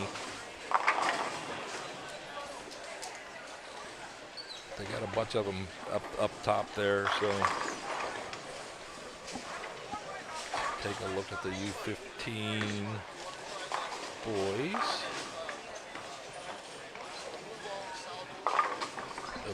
Plus 93 there, so actually almost leading the whole tournament there. He's young man Aaron that won the junior gold for his age class. Yeah, it's amazing. I mean, even this year at junior gold, the U16 scores, if I recall correctly, the cut was higher than the U18. It's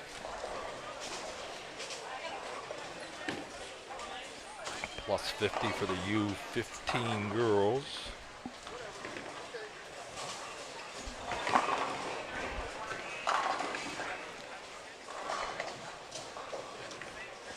And you know, after 2, just kind of minus 108 on the U12 boys. I think it's great that they have the training ground for these kids as young as they are. There's a young lady that I work with here in town, and I told Dad, I told her Dad, I think she's ready to start coming out here and learning this process out here. So, the U12 girls have a young lady leading at minus 79. So pretty good. Yeah. Pretty good stuff. I think that comes back to, like you said, is they're getting started earlier. I mean, they're getting this experience. To me, miles before, like I said, my year was, right? It's that U12 division. They're getting more experience than most kids have at that age. And Yep. what's helping elevate them in that once they get to that U16 division. Experience and knowledge goes a long way. But they're, you know, again, if they're not bowling great, they're still, you know, trying to get into that 180, 190, so you don't bowl your way out of the squad, anyways. Good shot there.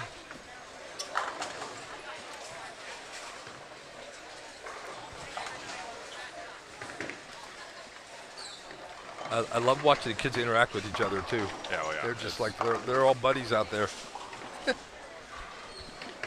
Yeah, with these events and they're coming from all over, you make some great friendships from people you never would have met if you weren't out here doing these events. I know for college, that's one of the most exciting thing I see when the men and the women start to gel together, you know, and they become really, like we say, lifelong friends. Sure. I know you experienced that in college. You still hang around with a bunch of your college buddies that you bowled with. Yep. And there's still several players from other teams that I still keep up with. Again, I would never would have met without that collegiate experience. Yep. Yep. I mean, I know you've been around bowling just a couple years, but I'd be willing to bet that there's amazing how many friendships that we've gained from the sport. Yeah, I mean, it's all over the country. I mean, people. I mean, I look at it from a coaching standpoint. For me, you know, I like to bowl, but I like to coach more, I guess. And you know, the interactions that I have, the phone calls that I get, you know, I'll tell you another thing that's really exciting for me is kids that I coached in college back in the day are now coaching college teams. Yep. You know, Jordan and Jerica Gray over at Marion, for instance. and then how many people that I've coached are now coaching high school to help develop it. So It's a real you full know, circle moment. yeah, it's a lot of gratification when they still run up to you and call you coach, and you know, you can hear about what they're doing and what successes they're having in life in general. You know, I know there's a young man I coached in college, and his name is Ryan O'Connor, and he is now an international trainer for Topgolf. And we were at the Topgolf in Columbus, and he knew I was there, and he came running up, and he brought his boss up, and he goes, "This is the guy that taught me how to be a good team player," you know. So the guy says, "I don't know what you said to him, but he's been one of the most amazing employees we have, and now he's traveling all over the world right now, opening Topgolf stores." Well, she's getting deep in there, isn't she? That pair definitely looks like it's getting a little trickier. Yeah, I think she's still in urethanes, I'm guessing. That looks like a 78, yeah. So maybe she's going to have to make that move out. Boy, he throws it so good. He just gets to the right spot at the bottom. Yep. But he's just smooth, you know. With all that lankiness he has, he's just so smooth with it.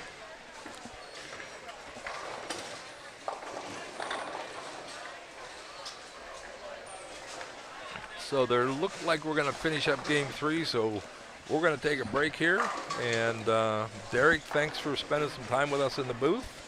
Again, if you have some interest in Ohio Northern, we've got a lot of great programs for you. Please take a look. And don't hesitate to reach out, and we'd love to have you on campus for a tour. For sure. Yeah, thanks for having me. All right, take care.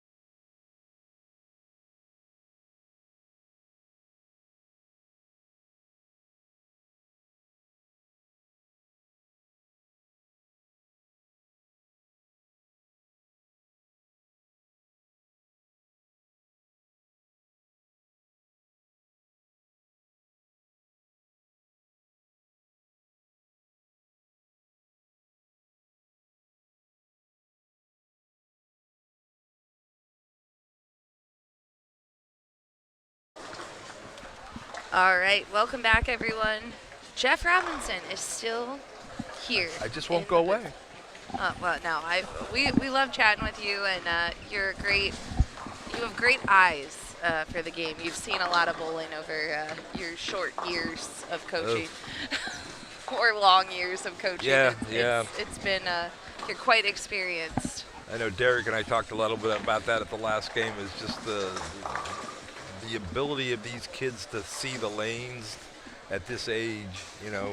'Cause most of the time we get them to college, we're trying to train them, and the fact that you put out 3 different lengths for them and all that kind of stuff. And the fact that we have this huge youth tour movement across the country. It's amazing. Not just Storm, but what Deandra's doing up in Chicago and what they've done here in Ohio. Yeah. And I'm sure I'm missing every other state because there's probably something going on everywhere, right? Absolutely. But yeah, you're right. There's this weekend though, I think it's really cool. There's almost 40 different states represented, which insane. is amazing. And then there's over 50 brand new SYC bowlers. I heard that. 56. Yeah. So, obviously it's a little bit of a tribute to the kids that you had are graduating, so they become ineligible here. Yeah. And so now they're finally getting their opportunity. For sure.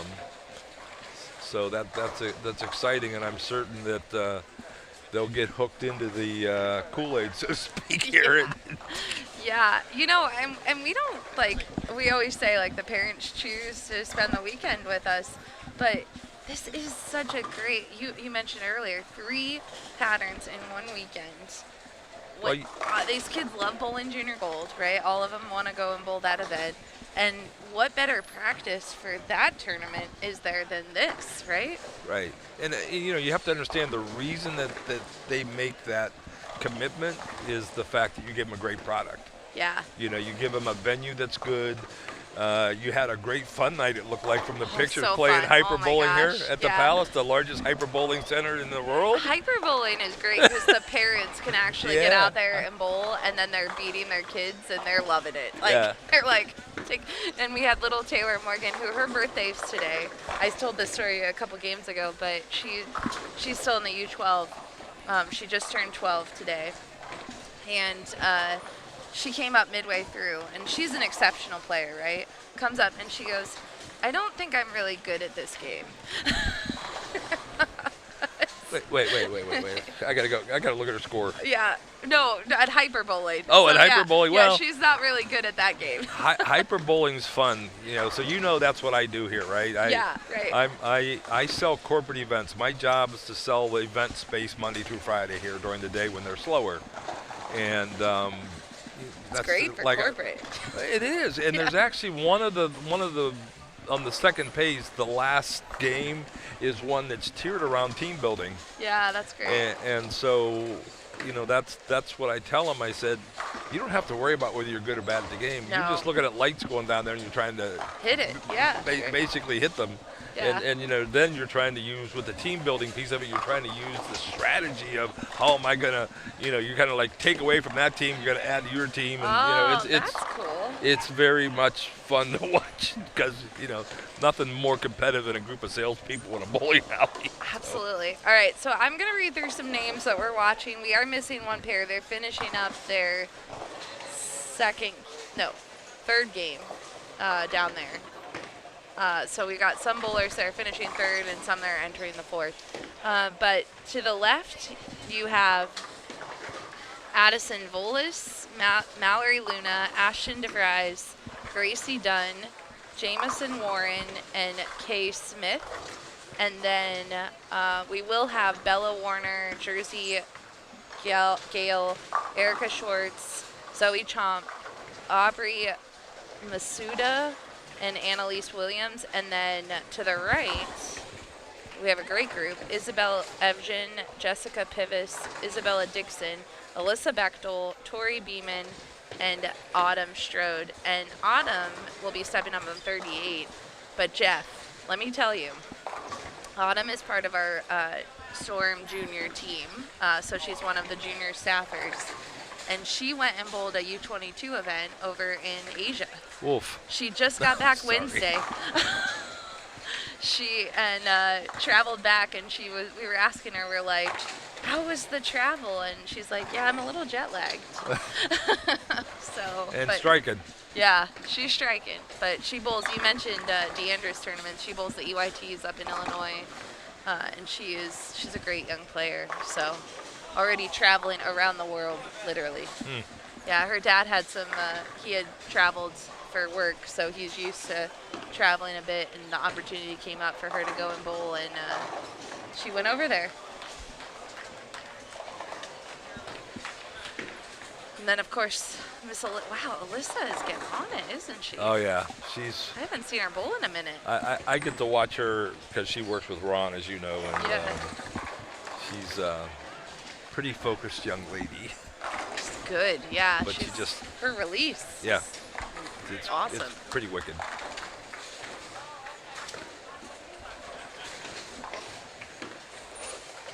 And I'm trying to figure, was that plastic off the ditch she just threw there? I don't know.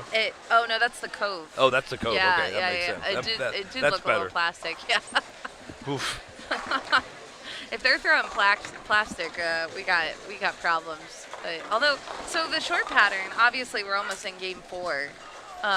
But how would you have attacked this pattern, or had a player attacked it? You know, honestly, Derek and I were talking about it. Everybody stayed right early.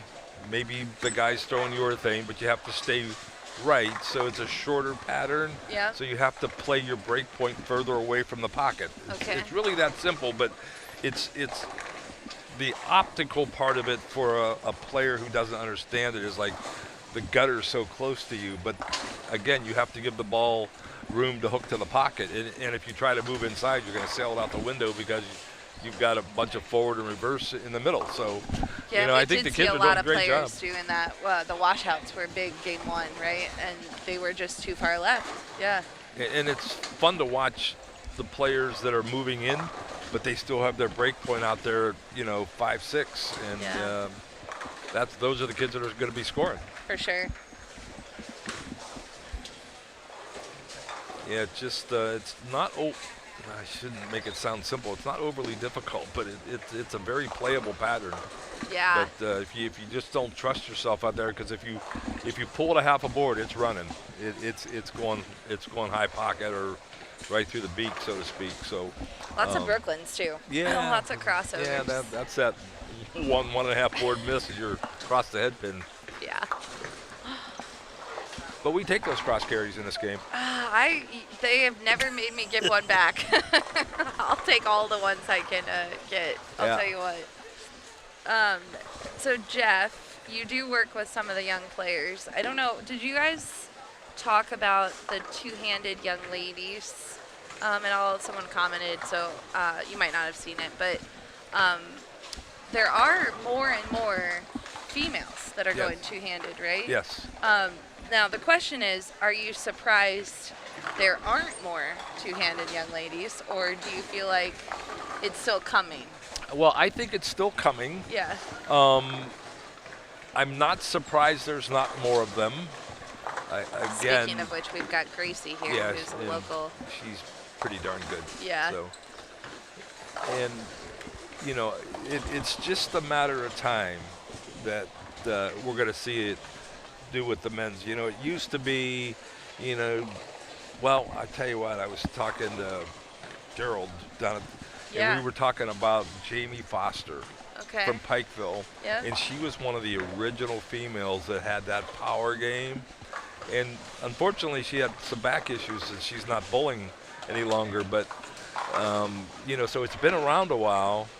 But the adopters or the traditionalists want to stay with that one-handed piece. And you know what? You can still bowl really good one-handed. You don't have to convert to be good. And there are some great one-handers. I think the best player on the planet is one-handed. So, yeah. Yeah, if you can't argue with that. But,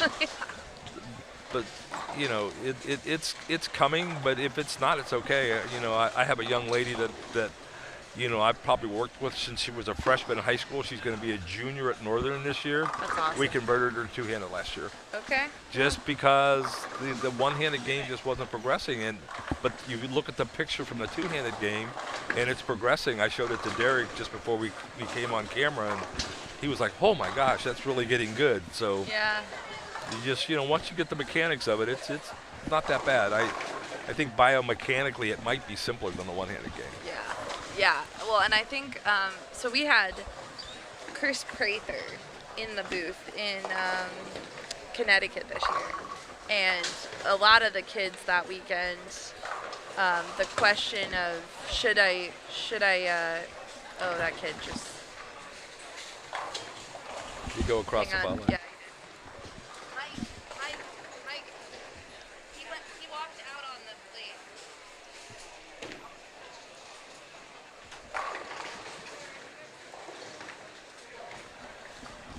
Sorry. A little incident there.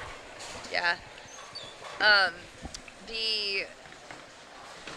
We had Chris Prather, and a lot of the questions for him were, did you wish that you bowled two-handed? Do you wish that you had grown up bowling two-handed? Lots of those. And Chris had some great answers where he said that, A, if your bowler's not having fun, then find out how they can have more fun bowling, right? If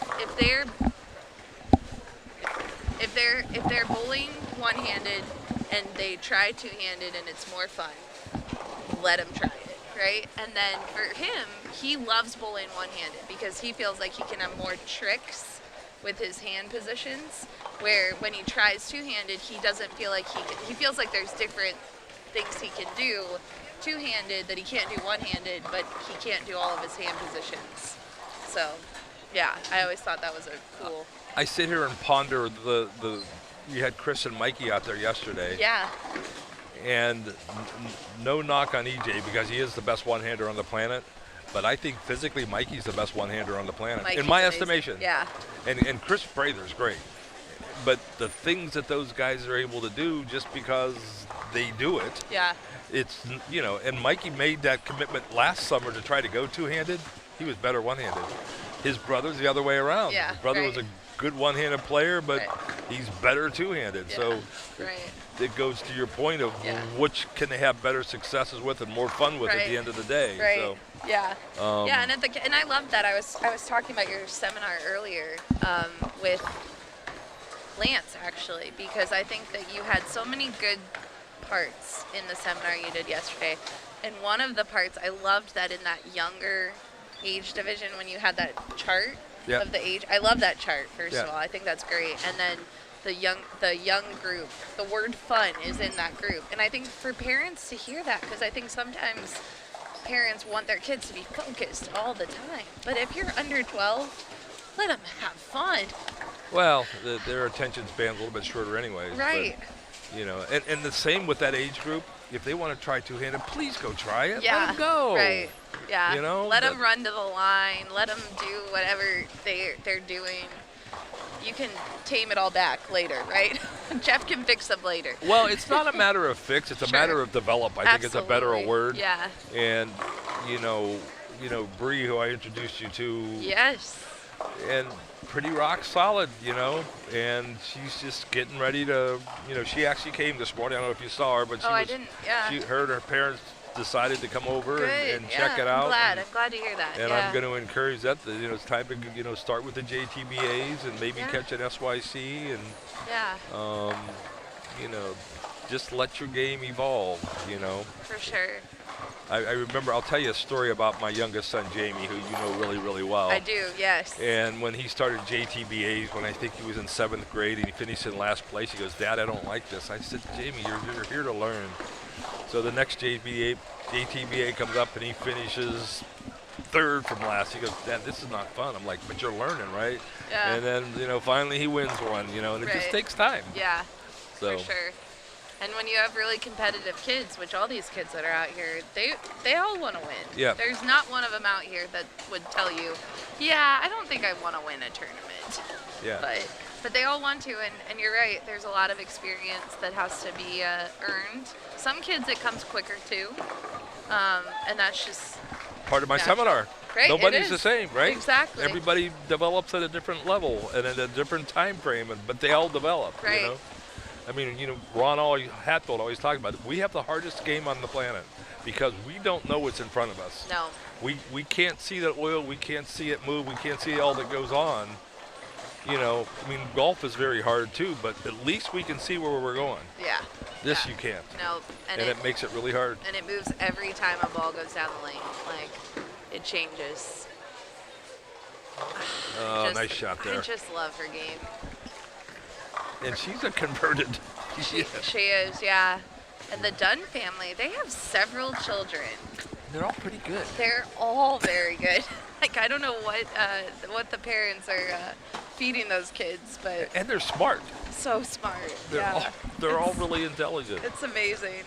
Yeah, we've got to get to know them over the years, which is super fun, especially when we come to this part of the country, because I think they're from they're from north. Yeah, they're north up of from, Columbus, right? Yeah, they're up from Northeast Ohio. Yeah.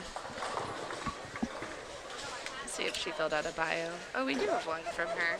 Good. I'm glad they filled out an updated one. She's a senior now. Yeah. Oh my goodness. She is from Hinckley, Ohio. Bowls at Yorktown Lanes. Where the PWBA is. So about 2 weeks ago, she almost got her first 300. She bowled a 298. Oh, wow. Final year of high school bowling. She's been competing on the boys team because her school doesn't have a girls team. In her junior year, she ranked 7th in high average among the boys in the Suburban League and first place among the girls. She enjoys playing piano and plays video games. Oh, you got a shout out. Hi to my coach, Jeff. Aw, And her high school coach, Brian. that's awesome. So shout out to them. Yeah, she's missing hanging out with the PWBA bowlers because she's here. Maybe she got to see them before she came down. Yeah, well, my guess is she was probably there, but my guess is she'd rather be here bowling than watching. Most of these kids would rather bowl and watch. That's a fair point, yeah. I had a parent come up to me that was in the seminar yesterday, and he says, just be honest with me, can my kids make it in college? And I emphatically said yes. Good, yeah. And he was like kind of baffled by it. I don't know how well they're bowling, but at the end of the day, I said to him, make sure you pick a college that if for some reason I can't bowl, something happens, I just physically can't bowl, that I'm going to be really happy getting my education at. And the rest of it, bowling will take care of itself inside of that. 100%. Yeah. So. Yeah, and I mean, you coached, going back in time, you coached at Ohio State You're a just little aging while. me. I did. I love it. But when you were there, I know you coached some players that, and it's similar at most colleges, but Ohio State's so large that there's grad schools attached to it too. So like Michelle House, which that's not her name anymore because that was her maiden name, but she was an architect. Yep. And she bowled her first 2 years of school, and then her program got really, really hard, but she knew she was going to stay for grad school at Ohio State, and she came back when she was in grad school and bowled her final 2 years. And now very successful working in city government over in Illinois. Right. So just like your seminar, your path is not linear no matter what. Like, you have 4 years to bowl. It doesn't matter where you bowl it. Yeah. And some kids, you want to get all 4 in, but if you have a longer career path, it might be something to consider. Yeah, it's probably a true statement. I can say that most of the kids that I've coached in college have become successful to some level at in their career. One's a veterinarian, and Amanda Voss is a very successful teacher in the Arizona area, and just a lot of good success stories from the standpoint of what they're doing with their lives. You were lucky enough, right? And I'm going to call it lucky to be able to stay in the bowling industry and use something that you're very passionate about. For sure. And keep that going. When Chris Vi was in college, he roomed with my son, and they both graduated as accountants. Yeah. Chris said he's an accountant. That's what he said. By trade, he's an accountant, but he's a professional bowler. Yeah, but that accounting thing came back around with the pro shop now. Well, but so they don't have to hire an accountant because they have one, right? Right. Yeah. But but I'll never forget the story that was told of how Jamie and him got there in college. Is they had a prof that, they were both doing good in a test, and I know she pulled Jamie in and says, well, what are you going to do? He goes, well, I'm going to get a degree in entrepreneurship.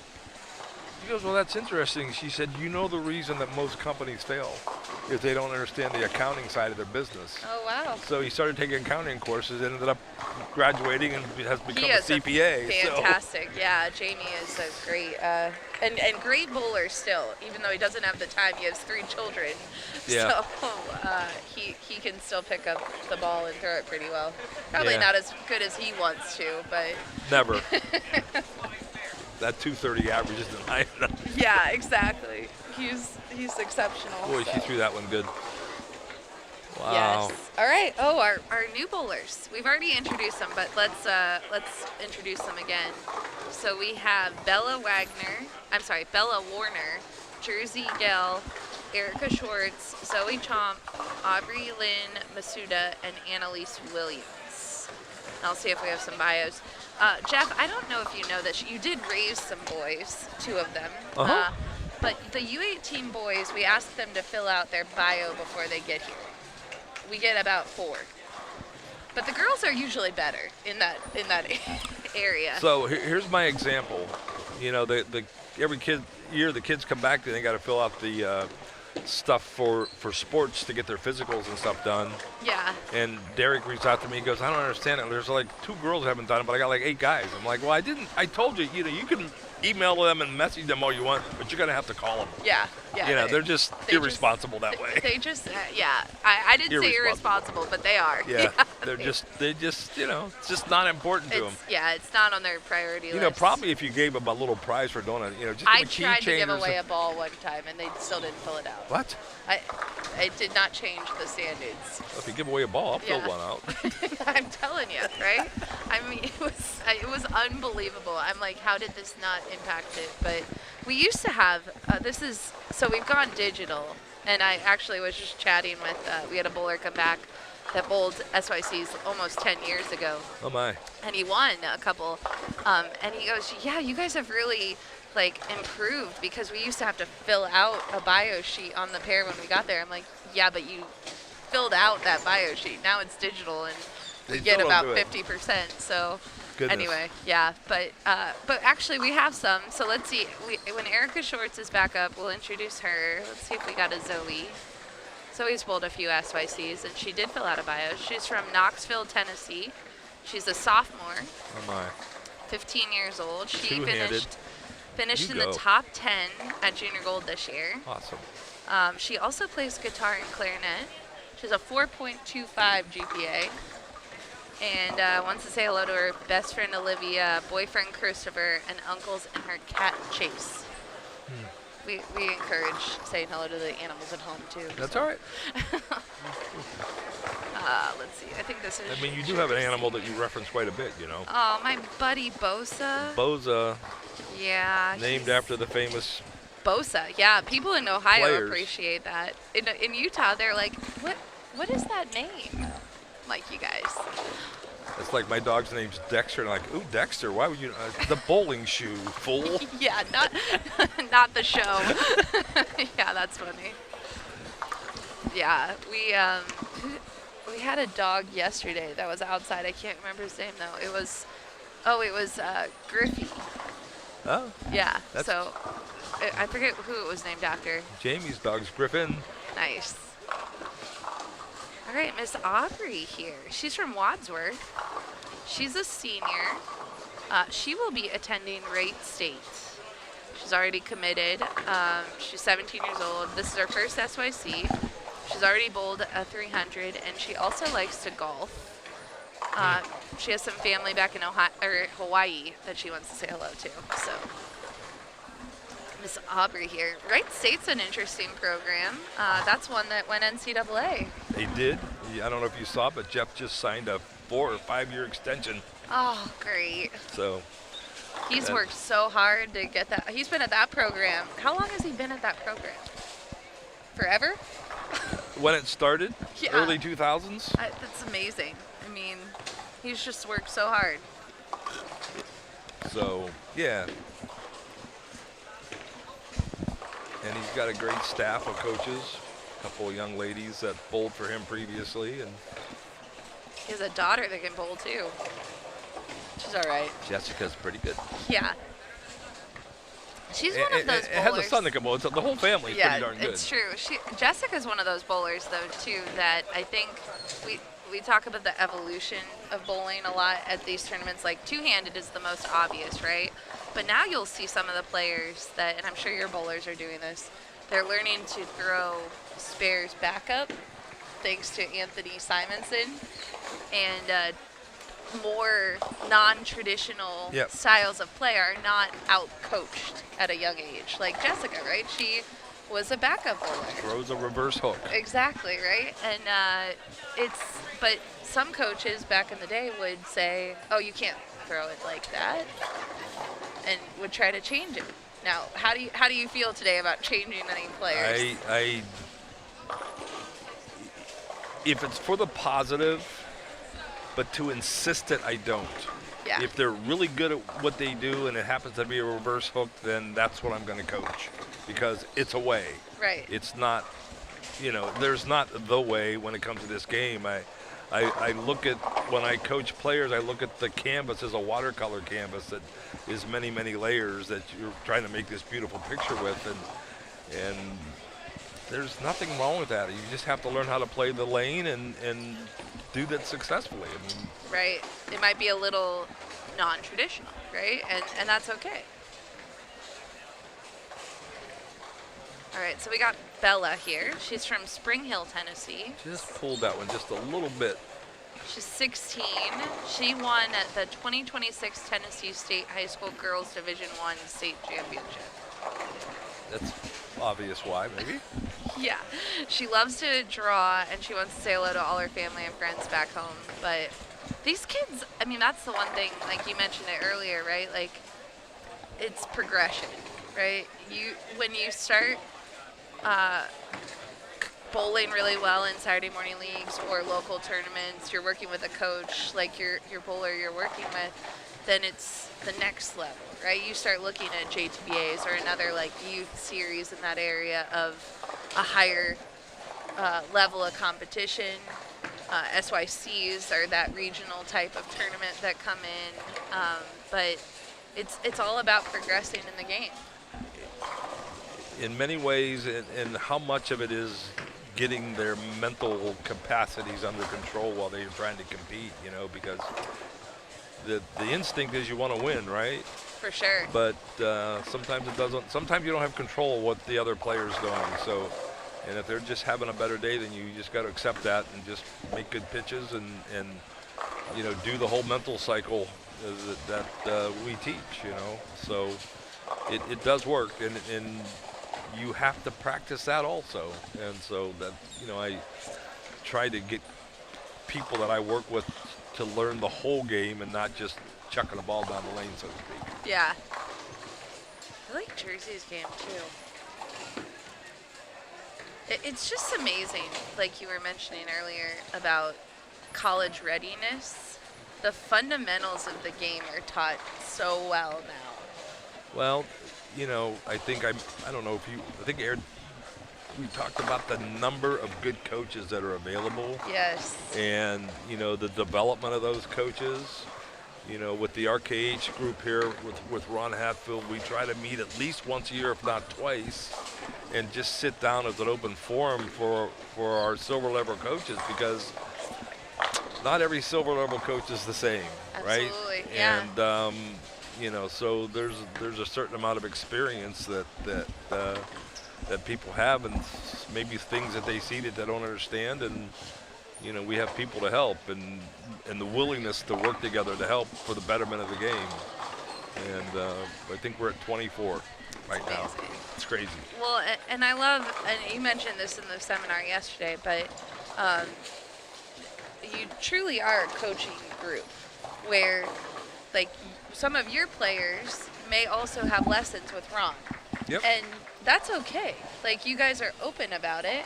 And if Ron works with something, he'll tell you, hey, I worked on this, and you may have been not able to do a lesson, so Ron fills in, and you guys have that open dialogue, which is so healthy, I think, for coaches, trying to not allow, especially kids, right? Kids are going to have multiple coaches. It's just going to happen, and if you don't keep that open communication, it's just a detriment. Well, and I think it's worth mentioning since you brought it up. I mean, if there's a high school coach out there and you have a player that's working with another coach that is maybe at a higher level or whatever the case may be, you don't necessarily have to agree with what that coach is doing, but if it's working, adopt it. And if you don't understand it, reach out to that coach and have that discussion now, right? Right. Because the worst thing that happens is what you do to the player when you don't agree. Right. And you're not on the same page, Right.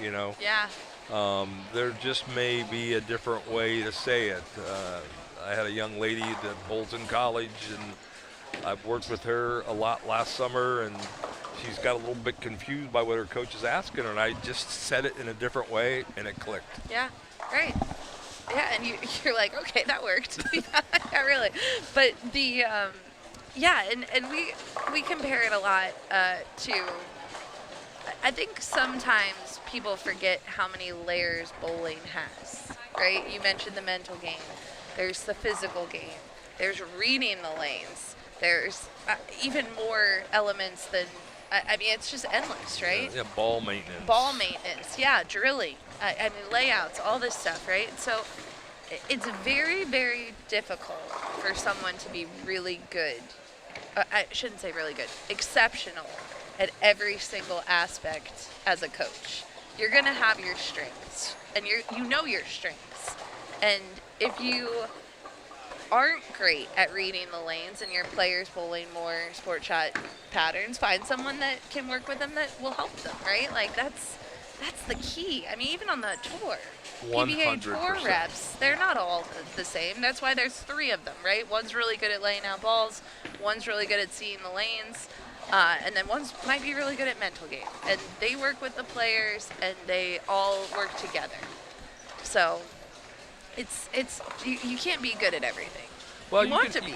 You can certainly try to get there. Yeah. But if you're not there, don't try to fool yourself that's going to fool them that you know what you're talking about. If you need help with lane play, get help with lane play. Lane play's there's tough. There's no shame in that, right? Yeah.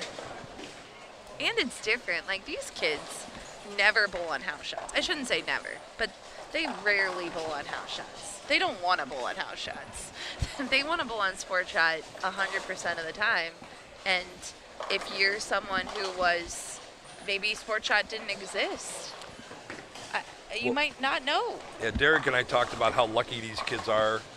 Like, for me, as long as I give, Anthony Howell a day's notice, when I show up, I can have a house shot and a sports shot down to work with the kids on. Right. So sometimes it's better to work on certain physical games on the house shots so they can see it right away, and then move over to the tougher stuff so they can see how it's going to help that. And sometimes I'm giving lessons on just that so they can learn, because obviously the sports shot magnifies the errors at times, right? Yeah, and then you add the extra element, which has been our fun discussion this summer. Oh, Erica, great shot there. That's a double for her. What type of oil is being put down, because we're getting more frequently, the kids are asking what oil is being used at the center that we're going to, and we're actually going to work with KEGEL to get a chart of all the different oils and how they fit together, because personally, Glide has been a oil that I'm struggling with, and I know that there's other issues going on in my game. We've talked about this. So there's coaching coming for me too. Kids, you'll get older and you'll need some coaching. I have her scheduled, ladies and gentlemen. Yeah, but so they're using, this weekend is Infinity oil. Okay. And last month we had in Oregon, they actually used Glide, and Junior Gold was on Glide. The USBC Open Championships was Glide, and Women's Championships was Glide this summer. So all the USBC tournaments have moved to Glide, it seems like. But Aaron Odajebe really struggled on glide. Even though he was doing okay at junior gold, he doesn't feel like he bowled as good as he could have. And then the medium pattern plays very interesting on this glide oil. Okay. And it's so new that I can't even tell you why, but Steve Klumpkin at work was telling us, because we think the fronts, it's like glide is supposed to be for the surfaces that are getting older. It's supposed to be, it's supposed to stay longer, I guess. To say is it thicker, have like a more viscosity to it? Yeah, I don't know enough about it, but I know that what happens is even if the fronts burn up, it still won't, it won't be gone down lane. So what happens is it gets tighter down lane, but you have to get the ball through the fronts. So like Aaron was telling us, he's like, I was lofting over the fronts to try to get it over that, so the balls wouldn't burn up in that front part of the lane. So anyway, so we're going to do some oil studies, and that's another part of the game that people, you said, we have an environment that you can't even see. You might not even know what oil that you're bowling on, but these kids at the higher level, this is another element that they're researching before they even show up. They're calling the bowling centers, hey, what oil do you use on, and what lane surface do you use? That's interesting, because, you know, we always tell people you care about two things, right? You care about length and you care about Distance. volume. Yeah. Length and volume. Yeah. You know, you should be able to figure it out from there. But Right. now if you add different oil types into it, fire and ice and all that kind of stuff, it gets interesting. Well, and that was what Leanne did encourage him at the end of the conversation, was don't get weighed down by all the variables, right? And that's kind of what you're saying, right? Like, let's focus on what's right in front of us. Yeah, and then got lane topography. Oh, jeez. Yeah, see, I'm Forgot done. that one. Yeah. So Yeah, it's hard. Bowling's a hard sport, guys. it's a humbling sport, Yeah, that's true. It is. and if you don't respect it, but I think to our point, it's just a game, so don't let it beat you. Absolutely. That's my new famous saying that I tell people. They get so upset. I say, why are you letting the game beat you? Yeah, Why? right? Why? Why? The fun part's to figure it out. You know? It is. You're gonna have a lot of jobs along the way. I'm certain they've thrown stuff at you at Storm. You went, I got no idea, but I'll figure it out. Absolutely. And it changes, right? Like, I mean, social media is the greatest example. And we all are on social media, right? And that's what I started my career in.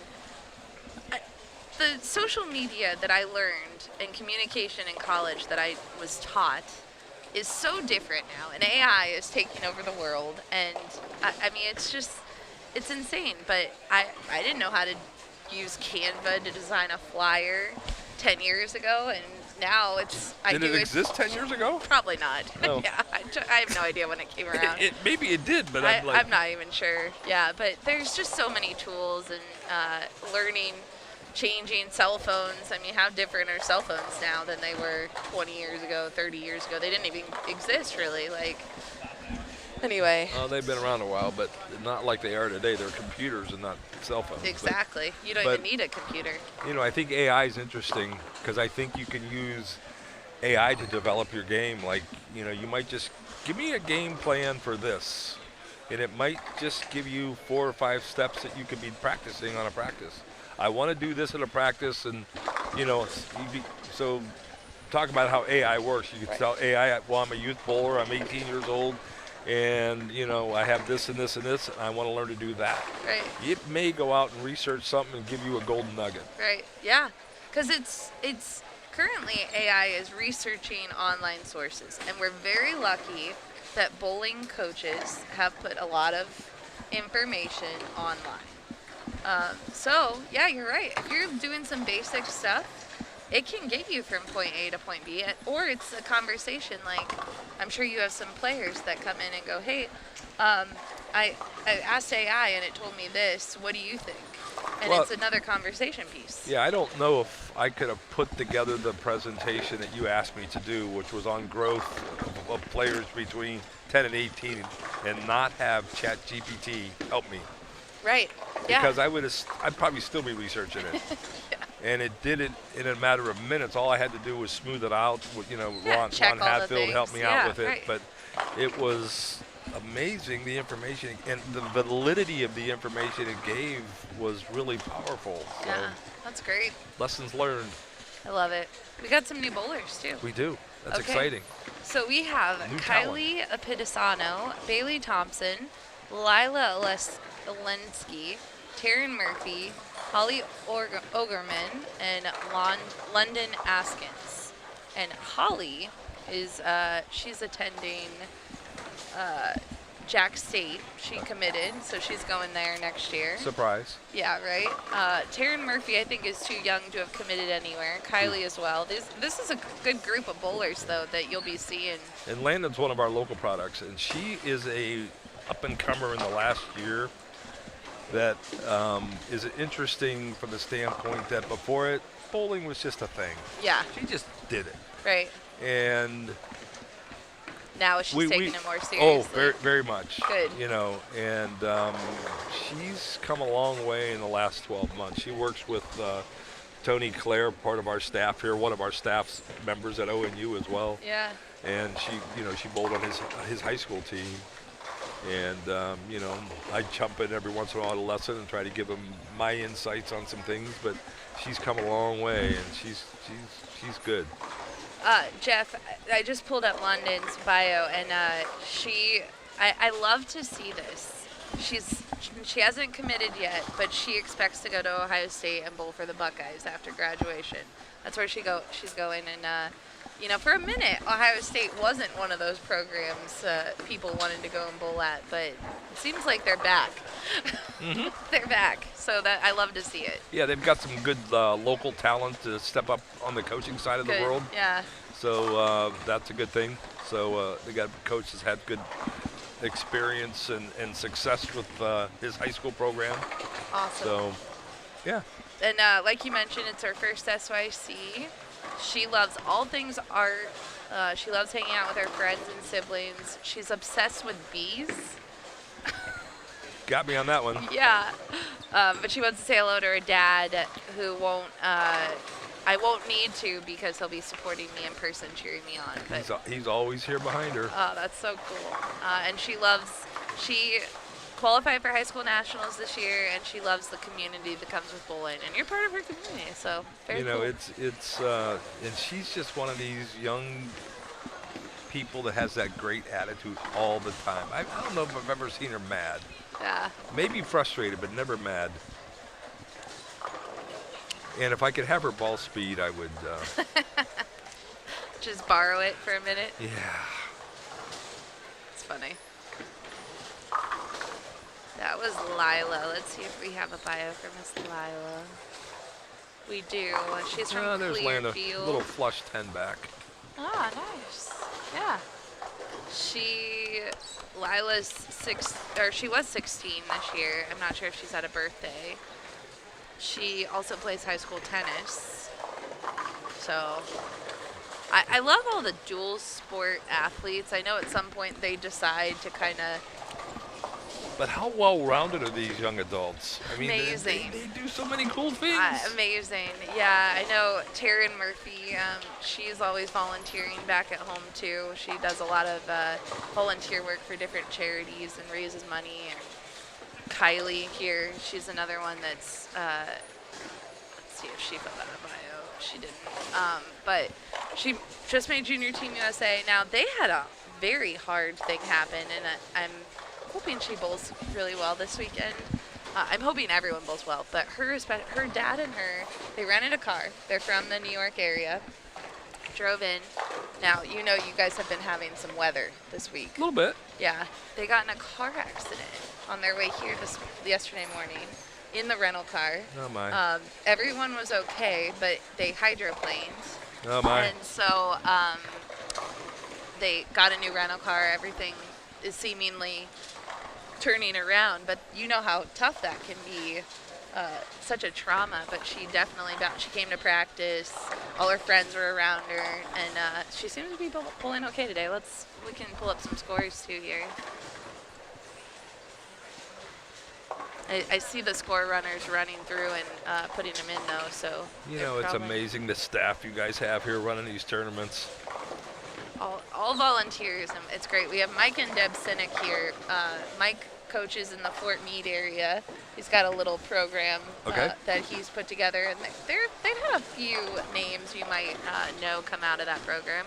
Kayla Starr, who bowls at Nebraska now. Yep. Jake Boxty, who just took over he won the singles USBC Open Championships title this year, or all events, not singles, excuse me, all events.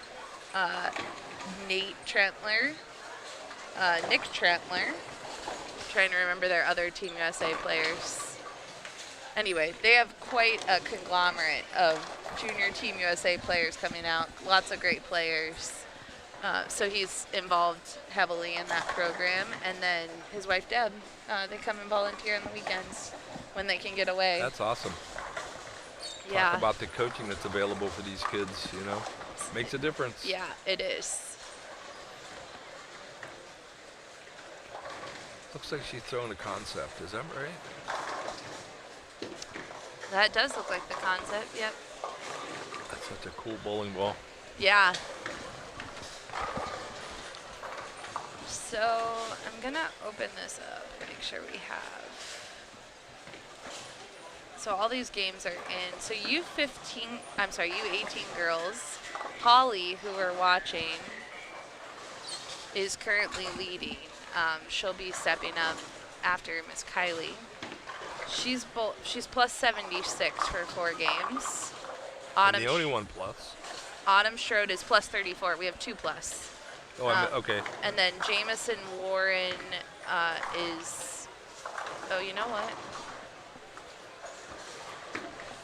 Wow. Yeah, it goes from plus 34 to minus 42.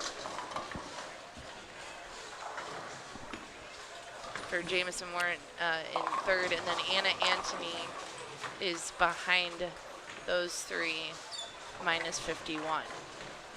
Kylie here, she's in 5th right now, so not out of it. Nope.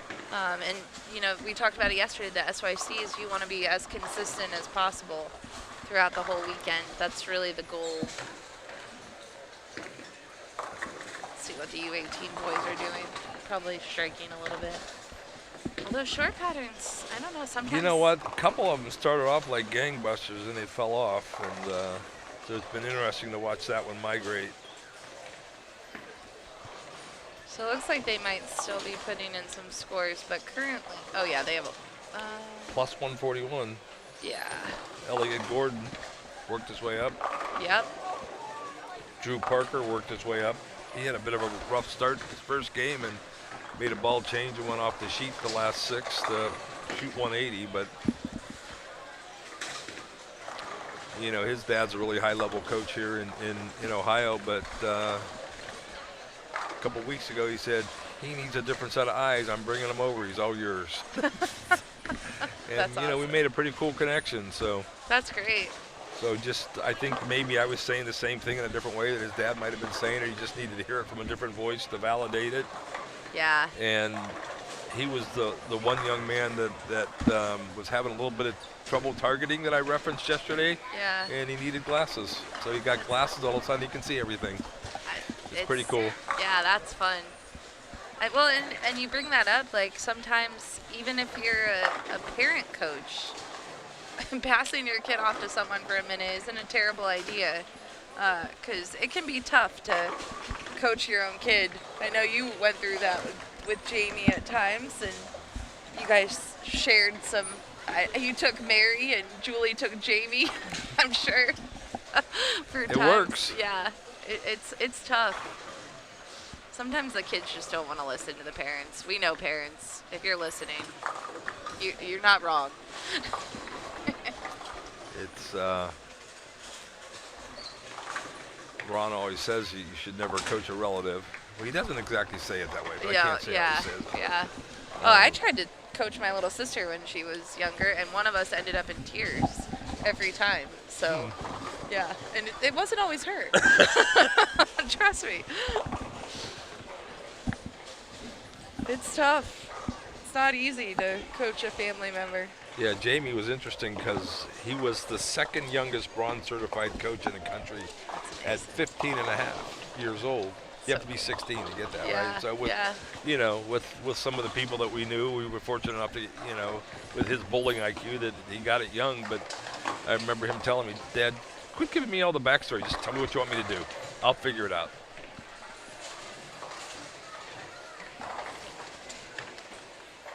And he's turned into be a wonderful coach in his heyday too, when he has time. Absolutely. He's kind of in the raising kid mode right now, but That they can take up some time. When you they're worth it. Yeah.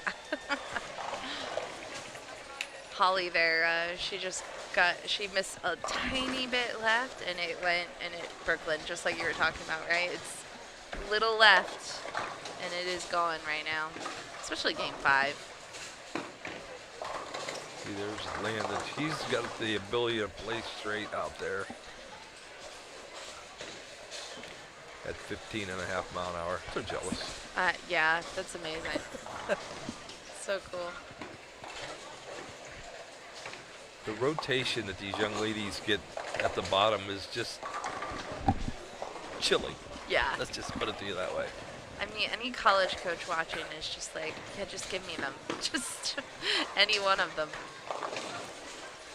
So I'm sure you guys talked about it last game when you guys were in here, but I do want to give a shout out to Ohio Northern. So if any of the parents are at home are listening, why don't you give them a little snippet about the program and then maybe how they can learn more? So something about Ohio Northern is it's as a college, it has very high academic standards. So I guess I'm just trying to say in a nutshell, you have to have pretty good grades to get into school to be accepted there. For sure. They're a great engineering school and also a great pharmacy school. And I will say that if you have any inklings to be a pharmacist, give us a look. We need pharmacists in the United States, so it's definitely a career path that's a little bit different than what it used to look like. But corporately, they're looking for pharmacists. So they 100% are. Yes. Just know that you could walk away with a very handsome career, and in 6 years you walk away with your doctorate at Northern. Oh wow. Pharmacy. But we have a lot of other great programs as well, and we have 60 different degrees that we have, and so we're coming into our 4th year, and we have about 54 kids on the team. Wow, so that's awesome. Been very blessed to have many kids that I've worked with follow me up there, and so the following is good. Education is going to be great when you leave, and they're going to challenge you. I always try to warn parents and kids that when you're making that jump from high school to college, and you probably remember the fire hose that was opened up when you walked into those first college classes, because oh my gosh, unfortunately I don't believe high school prepares you as well as they should. Right. Yeah. But at the end of the day, you're going to get through it, right? And if you can use bowling to augment your collegiate career, then I think you should. And also, don't always look at your average, because sometimes what I'm looking for is if I know you're coachable and you're willing to make some change and you have a good attitude and you can be a great teammate, I'll find a spot for you, because I can develop that. I really firmly believe that. And so, some of these girls here, I believe, are going to go to probably some pretty high-level NCAA programs, and that's great. But there's some that aren't, and like Landon going to Ohio State, which is a club program. Yeah. But she's going to get a great education, and she's going to get good coaching, and good things will happen for her. So, well, to your point, I have a few things that I want to. I love everything you just said, and number one, what I love is know what you want to do, or know at least kind of, if you want to be a pharmacist, which you're totally right, because my neighbor's a pharmacy tech, and she actually left that field because the pharmacists, there's such a shortage right now that it's really hard to be a tech because the pharmacies can't stay open. okay. And so she actually is moving into a different field. So it's a you totally can get hired immediately and make a great amount of money if that's important to you. But know what programs you want to do and know that, hey, I might want to go into pharmacy, but it might not work out. Make sure there's different paths that you can go on. Don't put yourself in a school where you're trying to make a major fit, but it doesn't quite fit, because it will cause you stress, I think, along the lines. But to your point also, I think you have to like the school, and I think bowling helps so much, or just at being involved in anything, because you talk about Ohio State, right? I was a kid that I love going to events, I love going to concerts, I love something going on all the time, right? So what Grace will find is that, man, there's something going on all the time, and then you have built-in friends, because your teammates probably want to go and see what's going on too. They might want to go to a football game. They might want to go hang out at a concert. You guys might go have dinner together. And you don't. It's hard to go to college and be away from your family, be away from all your high school friends, and you have this new group of people that you can hang out with. Yeah. So, also look at the size of the school. For sure. Some people go to Ohio State and it's just such a big monster that, you feel like you get digested by it. But, we have 3,100 kids on campus. So we're a smaller school, but like the smaller schools are less than 2,000. There's plenty of those out there. We're a little bit bigger than that. Yep. We have a very vibrant sports program. Yep. And but out of our 3,000 kids, less than 1,000 are athletes. Right. So we're very versatile and well mixed up with what we have on campus. We're not all athletes or whatever the case may be. So again, you just have to make sure that what you pick is like, if you went there and didn't have bowling, we're going to still be happy finishing there. Yeah. Because that happens every once in a while. And the other thing I have found, and this is perfectly okay in my estimation, you might come to bowl and find that there's something else you like better, and you don't want to bowl anymore. Right. Yeah. That's okay. Yeah. Right. It's all about becoming successful at whatever you do. Right. As a human being. So. Yeah. I love that. I don't take that kind of stuff personal. So. If it's you got the collegiate bowling and it really wasn't what you were looking for, that's all right.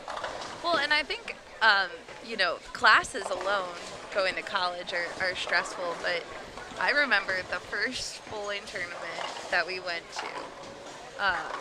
So my parents didn't come to the bowling tournament, and Jeff, that you go to a college bowling event, and it was one of the Heartland Conference tournaments, and you start bowling at 9 a.m., and then you get done at 6 p.m., and you go to dinner, and by the time I was back at the hotel, it was like 9 p.m., and this is my first bowling tournament ever, and I didn't maybe update my parents along the way during that day.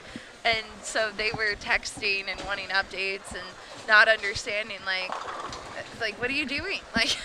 And they're long days. Well, the good news, since you've been in college, they're gone. That's not that far along. but the information that they have at their fingertips. True, they can look amazing. Online. Yeah. But these days are long for these kids and the coaches, right? It is a mentally grinding and even at times a physically grinding, and you're really counting on your teammates for energy and your coaches for energy, and you have to feed off of each other, right, to get through it, and you have to know when you got to be honest and say, I need to step away for a little bit, let's get somebody else in there, whatever the case may be. Right. So but there's also, when you think about it, you look back at it and you go, I really miss that. Oh, I totally it's so miss much it. fun. Oh my gosh, I get to see a couple of my college teammates every once in a while. We also, Jessica got married a couple years ago, one of my college teammates, and I got to be in her wedding. So I love her. I love her too. She's awesome. She's another one raising children. Yeah. But there's just so many so many positives that you can get from that experience, and to your point, making the right decision for you and your family. Like, if staying close to home is important, be honest with yourself. Like, everyone wants to go away. Everyone wants to move I don't far know away. about that. No, I know, right? But Yeah. in theory, they're Yeah. in their You think thinking. so. Yeah, Yeah. you're like, I'm so tired of this town. Yeah, no, you might not be. So just, if you love having family dinners every week, and you can go somewhere kind of close and can go home and do that, that might be important to you. But if you're a kid that you're like, yeah, I'll see my family twice a year at Christmas and summer break, then maybe do look a little further out. And but you have to be honest with yourself too. I think sometimes that's the part. Like, You made me think of something when I went to college. I know, a long time ago, so don't say it. all right, But I'll hold it. I went to a school that was about 25 minutes from my house. Yeah. I went home probably 10 times in 4 years, Right. other than summer break. Exactly. I just, Yeah. I could have gone away to school, Right. but just the security that it was that close, Yeah. I always jest with some kids that are coming up. I'm like, hey, just know, you're not going that far from home, but you're far enough away that your mom's not going to show up for lunch. Exactly. Right. And But yet close enough that if you need her or Right. you need your family, they can be here. Right, right. You know? And then I think if you are looking somewhere further away, because the one thing, like, I'll use Holly again over here, and then we'll introduce our new bowlers that have entered the pair. But Holly's going to Jack State, right? And Shannon O'Keefe worked with us in Green Bay, and she shared that, which I'm sure you have done over the years with kids. If your child is sick, she'll take them to the doctor, or she'll go with them to the hospital if they feel uncomfortable doing that kind of thing. So if you're looking further away from home, parents, you want to make sure you feel comfortable with the system that's in place, right? Like, the school has medical area that if something were to happen, like, it's just something to consider. Oh, good pitch. Because you can't get to them quickly, and you hope nothing will happen in 4 years. And for the most part, usually it never happens, and you don't need to use that. But you just need to make sure that you've asked all the right questions and feel comfortable along the way. I always tell parents and prospective students when they come, there's no such thing as a dumb question. Please ask it.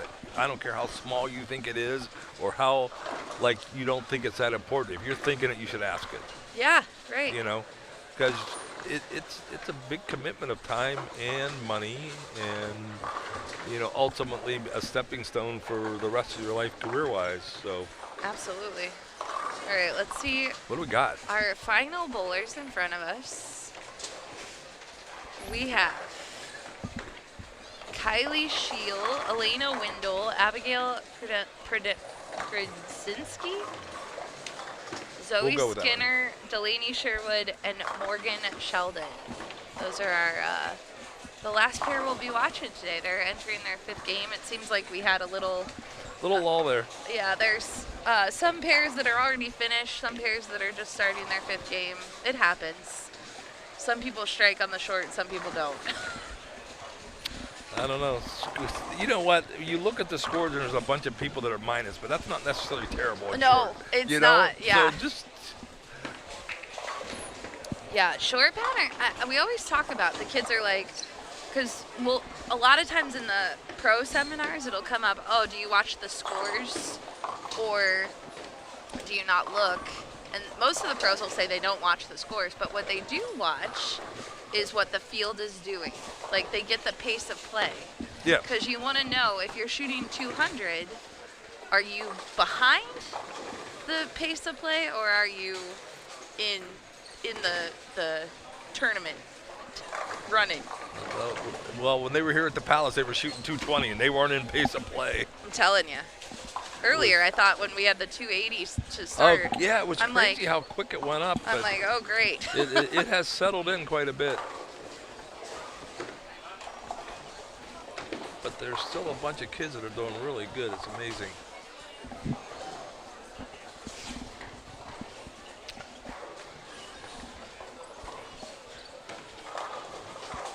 So Miles Gordon fell out of the lead and just jumped back into the lead. How did that happen? Well, it must be maybe score. No, some scores are cycling. Yeah, I think we just have pairs that are Gotcha. finishing up. It's tough to look right now. Do you know at one tournament, Kyle Troop and I, we were in the booth. It was like game 14 or something. It was game 15 of the tournament, right? Last game. So we're watching. I think it was like U15 girls or something. And we had looked at bowl metrics at the beginning of the game. And I don't know what we looked at, but we had created this whole storyline about someone coming in and taking over the lead and doing all this stuff. Yeah, we were. Not even close? When Kyle and I were giving out medals, they started announcing, and we're like, what were we looking at? Like, I mean, it was Well, it's just amazing how much it changes, though. Yeah. You know, a couple of big games, and all of a sudden, you know, you're right back up there. You know, it's how well you deal with the lows that really dictates how high you're gonna finish. Does that make sense? It does. Yeah, and you're right on. That is totally it. I was trying to look up Zoe Skinner. I don't know her. And I was trying to see where she was from, but she didn't fill out her bio. You know what? It's no fun when they don't do that for I us. know. We could say so many good things about them. Usually I just make up stuff. Oh, Well, I think she throws it pretty good, actually. Well, Miss she's Zoe. in third. Well, okay then. She throws it pretty good. I'm going to go with that. -1. Wow, amazing. Yeah, not all bad.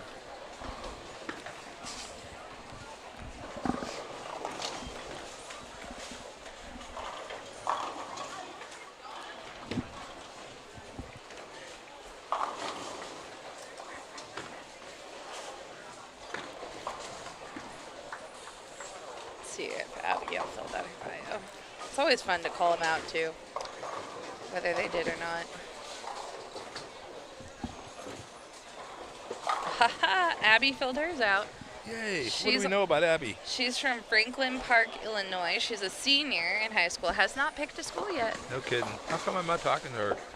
I don't know. This is her first SYC. Oh, wow. That's why. She made it to the IHSA state tournament this past high school season. It's been a goal of hers. She loves to bake whenever she has free time, and she loves making sweets and giving them to her friends. So why aren't you talking to her? I guess I'm not a friend. Well, we need to meet Abby. I'm sad. Wants to say hello to her dad. So I'm going to jump Giovanni Scanio in the booth, one of our players. Okay. I'm going to go take a short break here. Yeah, for So sure. meet Giovanni. He'll I got it. you can give him all the bad stuff about me, you know. Oh, I will. I'll tell him all of your secrets. All right.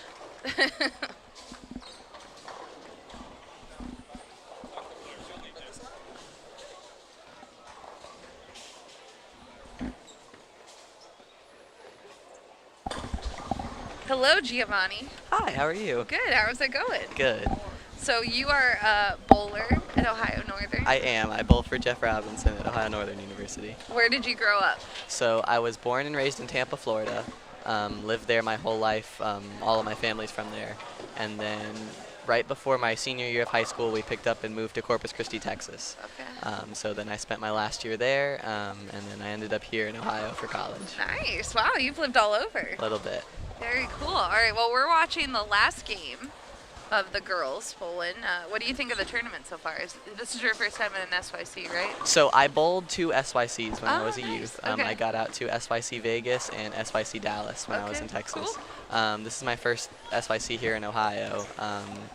And I'm fascinated by this actually because our college team bowls all of our conference tournaments in this bowling alley.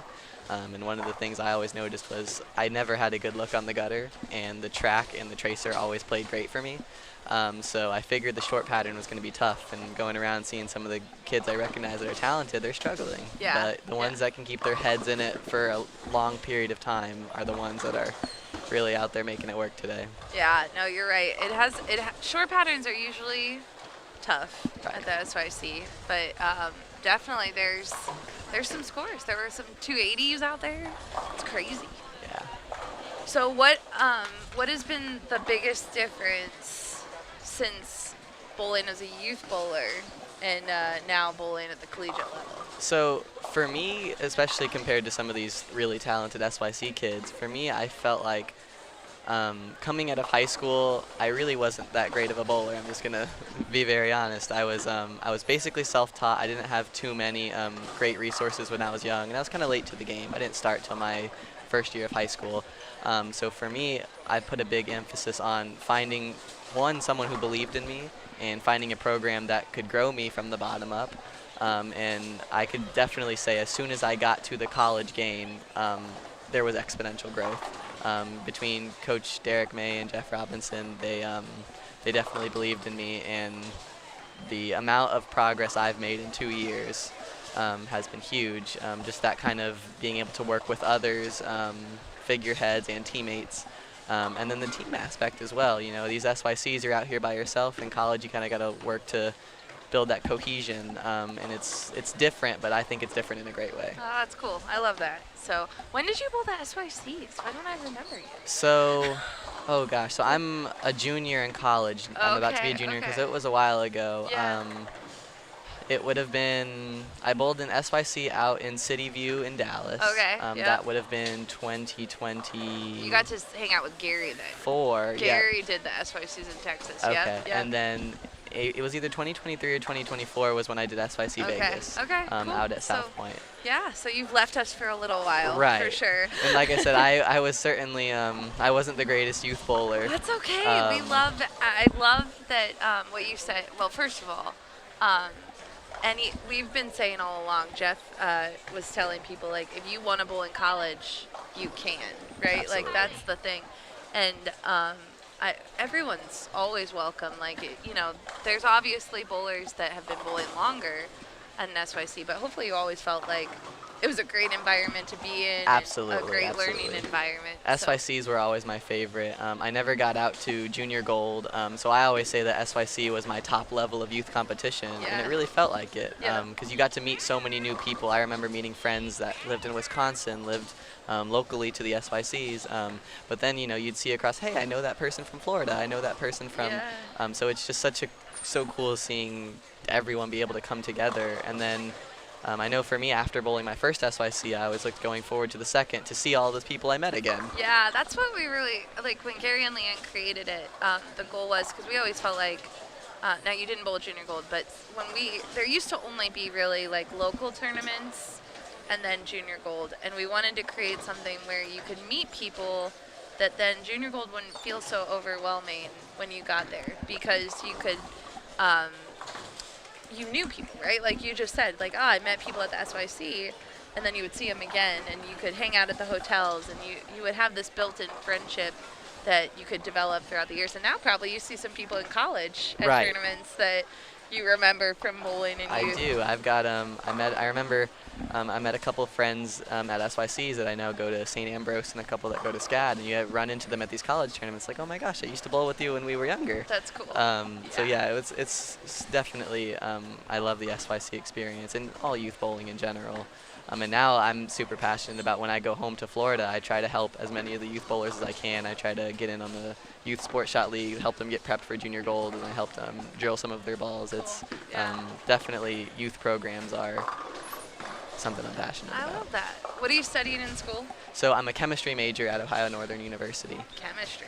Oh, that's tough. A little bit. What do you want to do when you grow up? So I want to do orthotics and prosthetics. Okay. That's something that my dad did, what he used to do before he does now.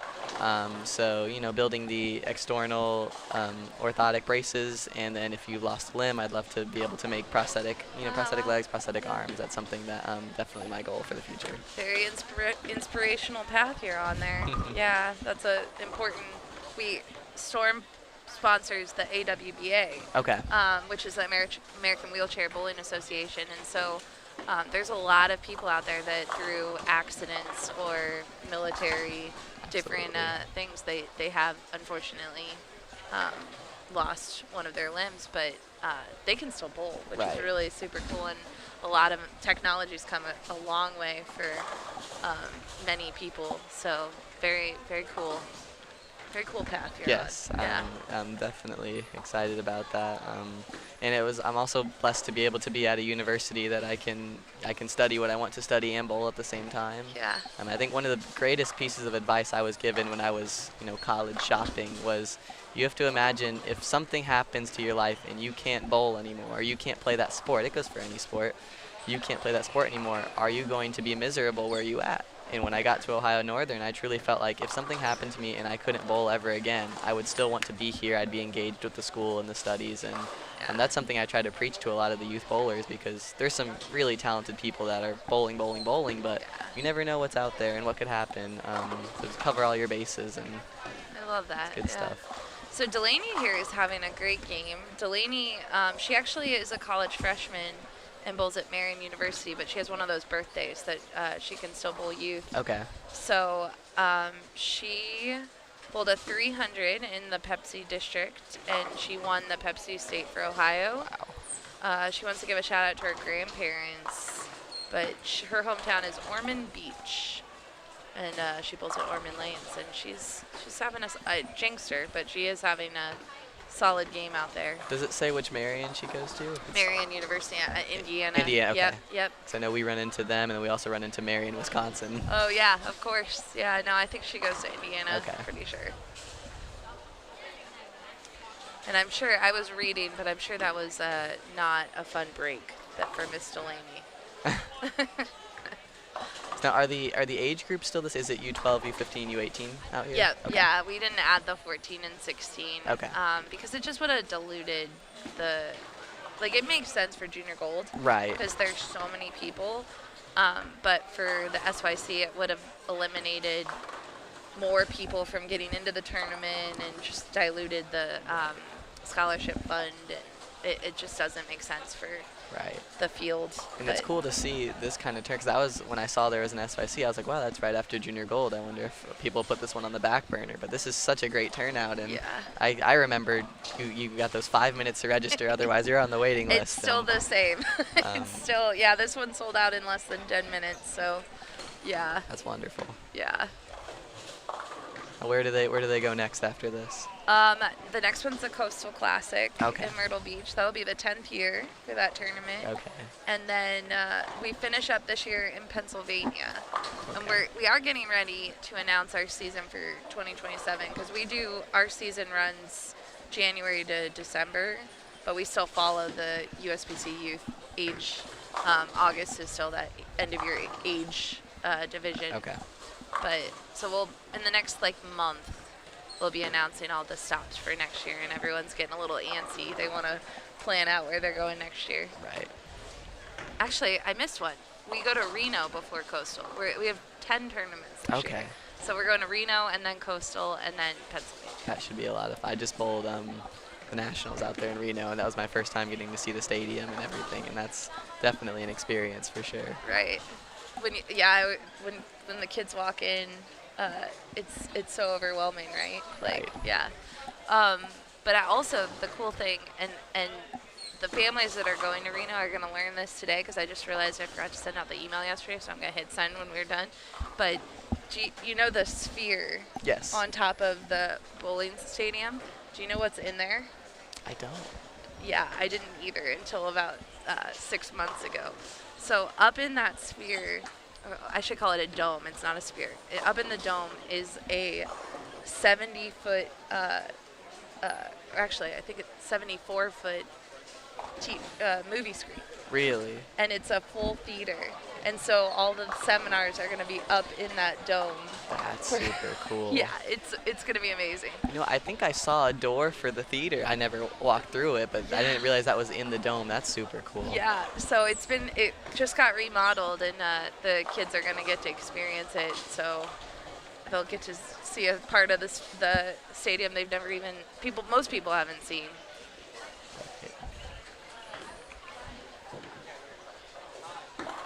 So we are, if you are joining us, we are wrapping up here at for round number 1. We'll be back at 2:30 for round number 2. The way the SYC works is we'll give medals away for first, second, and third in each division, and we'll be doing that awards presentation in the break. then we'll come back and they'll bowl on the medium pattern this afternoon. Did you get to watch the practice session? I didn't get to watch all of it. I'm from here, so Okay. I was kind of visiting with some people during the practice, but I did not get. Did you get to watch? I didn't, but if I have a gut feeling, the short, as what I know about this bowling alley, the short should be the trickiest. Yeah. So it'd be cool to see him break them open for the last 2 blocks for sure. The last time we were here, the medium pattern had like 6 300s Right. on it, and they mostly were right in front of us because these lanes don't get used very frequently. So it'll be interesting to see. Now, when do you move back? Are you already moved back into school, or are you? So I came, I drove myself up early from Florida to hang out with some of my teammates and friends. I actually move in next week on Tuesday. Okay. And then we'll get ready. Our school has our team trials tournaments to try to kind of figure out, hey, who's going to be our traveling A team, B team, stuff Yeah. like that.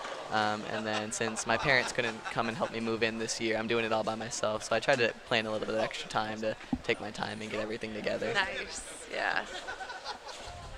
You're very grown up. You're moving in by yourself. Like you're getting to the end of the college career, right? I'm trying, yeah. So I'm just I just hit the halfway point, about to start my junior year. Yeah. But yeah, trying to be a little more independent. That's I've cool.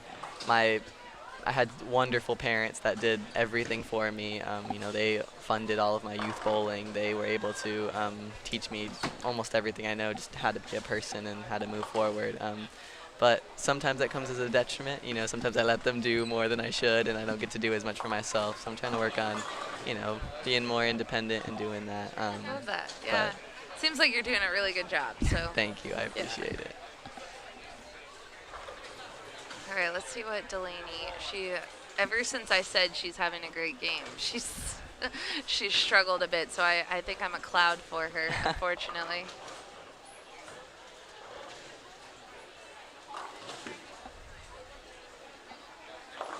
Oh, yeah. Ball's kind of burning up a little bit, too. That Zero Mercy, it's a monster. Yeah.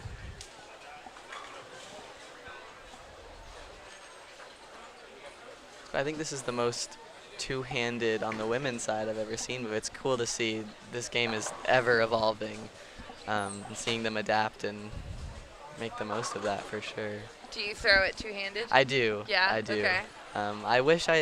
I wish I threw it one-handed, because I always think watching one-handers is such a spectacle. Yeah. But when I started, I was definitely smaller, and I was definitely underweight for sure, and I couldn't even hold a ball one-handed, so I had to put my other hand on it and made it work.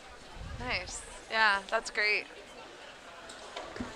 Yeah, Jeff and I were just talking about that we were, there are a lot of two-handed girls that are coming through the ranks. It's fun to see. It's fun to see people explore. I've also heard stories of bowlers that try two-handed, and then even if they don't stick with two-handed, when they go back to one-handed, they feel like their hand's in a better place because it's a different thought process. Right.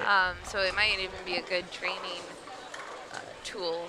Yeah, that's what I love about this sport is there's a million different ways to get it done, but there's no right or wrong answer. You know, if you can keep your feet in the same spot and you can put the ball at the same point down lane, that's all you got to worry about. There's no rhyme or reason. I know I was helping a kid over there, Ridgely Potter Jr. Yeah, He's from the Tampa Bay area as well, so I get to and interact he with him. just switched to two-handed. Right, Yeah. he hit, and I remember him as, to me, one of the greatest youth bowlers one-handed. I mean, Agreed, he was a yeah. rock star. Yeah. He had this incredible junior gold run in the U15 a couple of years ago. And then I asked him, I said, hey, why did you go to two-handed? Because I thought your one-handed was incredible. And he goes, well, I grew like over 6 inches in 1 year, and I couldn't keep up with it. I had to completely relearn, and I just figured two-handed was easier. And I was like, listen, if it gets it done, it gets it done. And he's still just as an incredible bowler for sure. Absolutely. Yeah, we got Kylie here, like you mentioned, one of the two-handed young ladies. Let's see if she filled out. We have some bios, but not everyone fills them out. Yeah, no, she didn't. Usually the older kids opt out of filling out their bios. They're like, I don't want you to know about me. see if she can slide this over, though.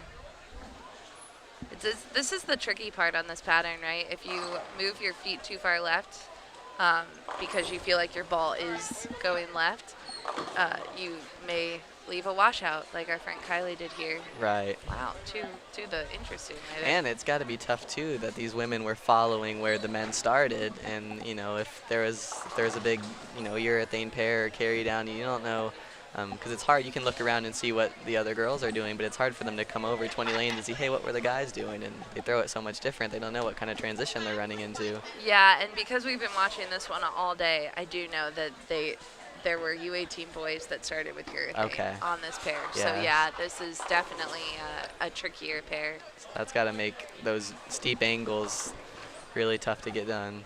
Yes. I really like Morgan here when she steps up on 36. Oh, that was a good shot too. I like the way Morgan throws it. Really good fundamentals. Bent knee at the line. She's getting away with the Brooklyn. She's like, I'll take it at this point. You Why take not? anything on this pattern right now. Yeah, this pair definitely got tricky. You can tell there's a lot of them that are pushing for lunch and get a reset on the next pattern for sure. Absolutely, and that's the good thing about SYCs, as you know, you can have kind of a rough block on short and come back and medal on the medium, medal on the long, and you might still be in the scholarship portion of the tournament. Yeah, it's definitely one. I think these harder, bigger youth tournaments teach them is you got to keep your head in the whole time. All 3 blocks matter. You got to make your spares, and there's a lot of things that you may not think about it, maybe local sweepers or something like that, but it's definitely a grind out here. Absolutely. You can tell, like, there's another Brooklyn, but she knows that's score. You know what I mean? That's gonna contribute in some way or another.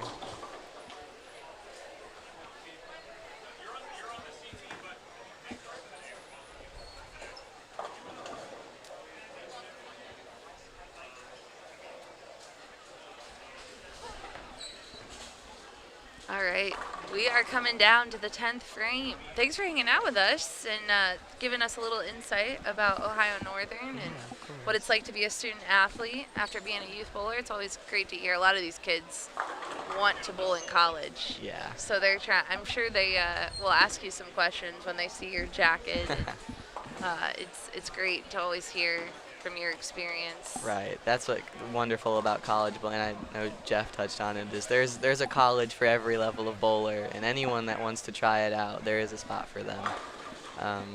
And it's definitely an opportunity that I hope no one passes up on. Yeah. I think that's awesome. And then stepping into whatever your career that you want to do. Definitely. Slide it over. Did she get it? No. Oh. That is a bummer. So she was another one. I know her fundamentals are really strong as yeah. well. Yeah, that's not how she wanted to end, but she was in 3rd going into this game. Oh, wow. And so, but I don't think the scores are going to jump all that much just looking around it where everyone finished. I don't even see a 200 in our nearby. Yeah, and I came over from the guys. The guys are struggling. The girls are, all of the age groups are struggling right now. Yeah. But I definitely think that looks good. That does look good. I think it'll pick up as this tournament goes on. For sure. Yeah, I think you're right. I think medium will be long. Definitely will be high scoring, but medium will be a fun watch for everyone.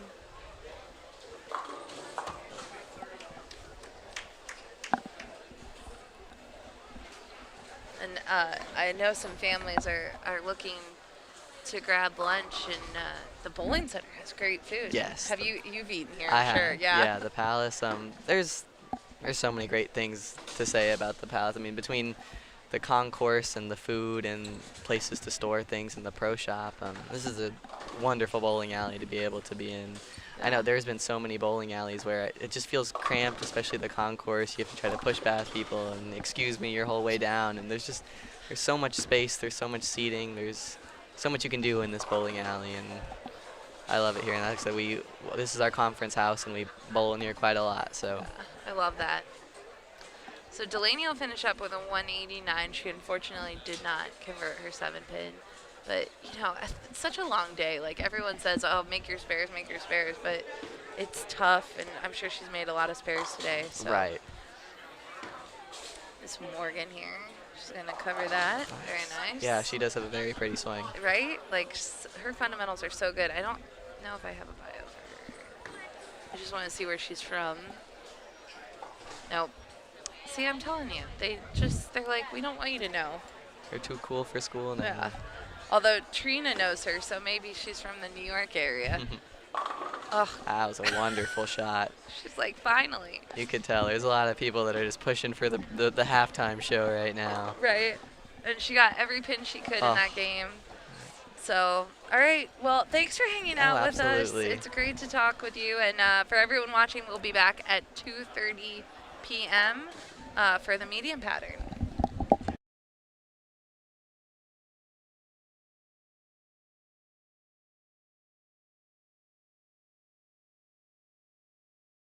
You've been watching the 2026 SYC Ohio. The SYC Ohio would not be possible without the generous donations from our sponsors: Storm Bowling, Cool Wick, PBA Junior, KEGEL, Turbo 2-in-1 Grips, 3G Shoes, Ray's Eyewear, Ballard's Bowling Academy, Master Industries, Quality Respite and Home Care, and by TD Transportation. Special thanks to the official scoring system of the Storm Youth Championships, Bowl Metrics.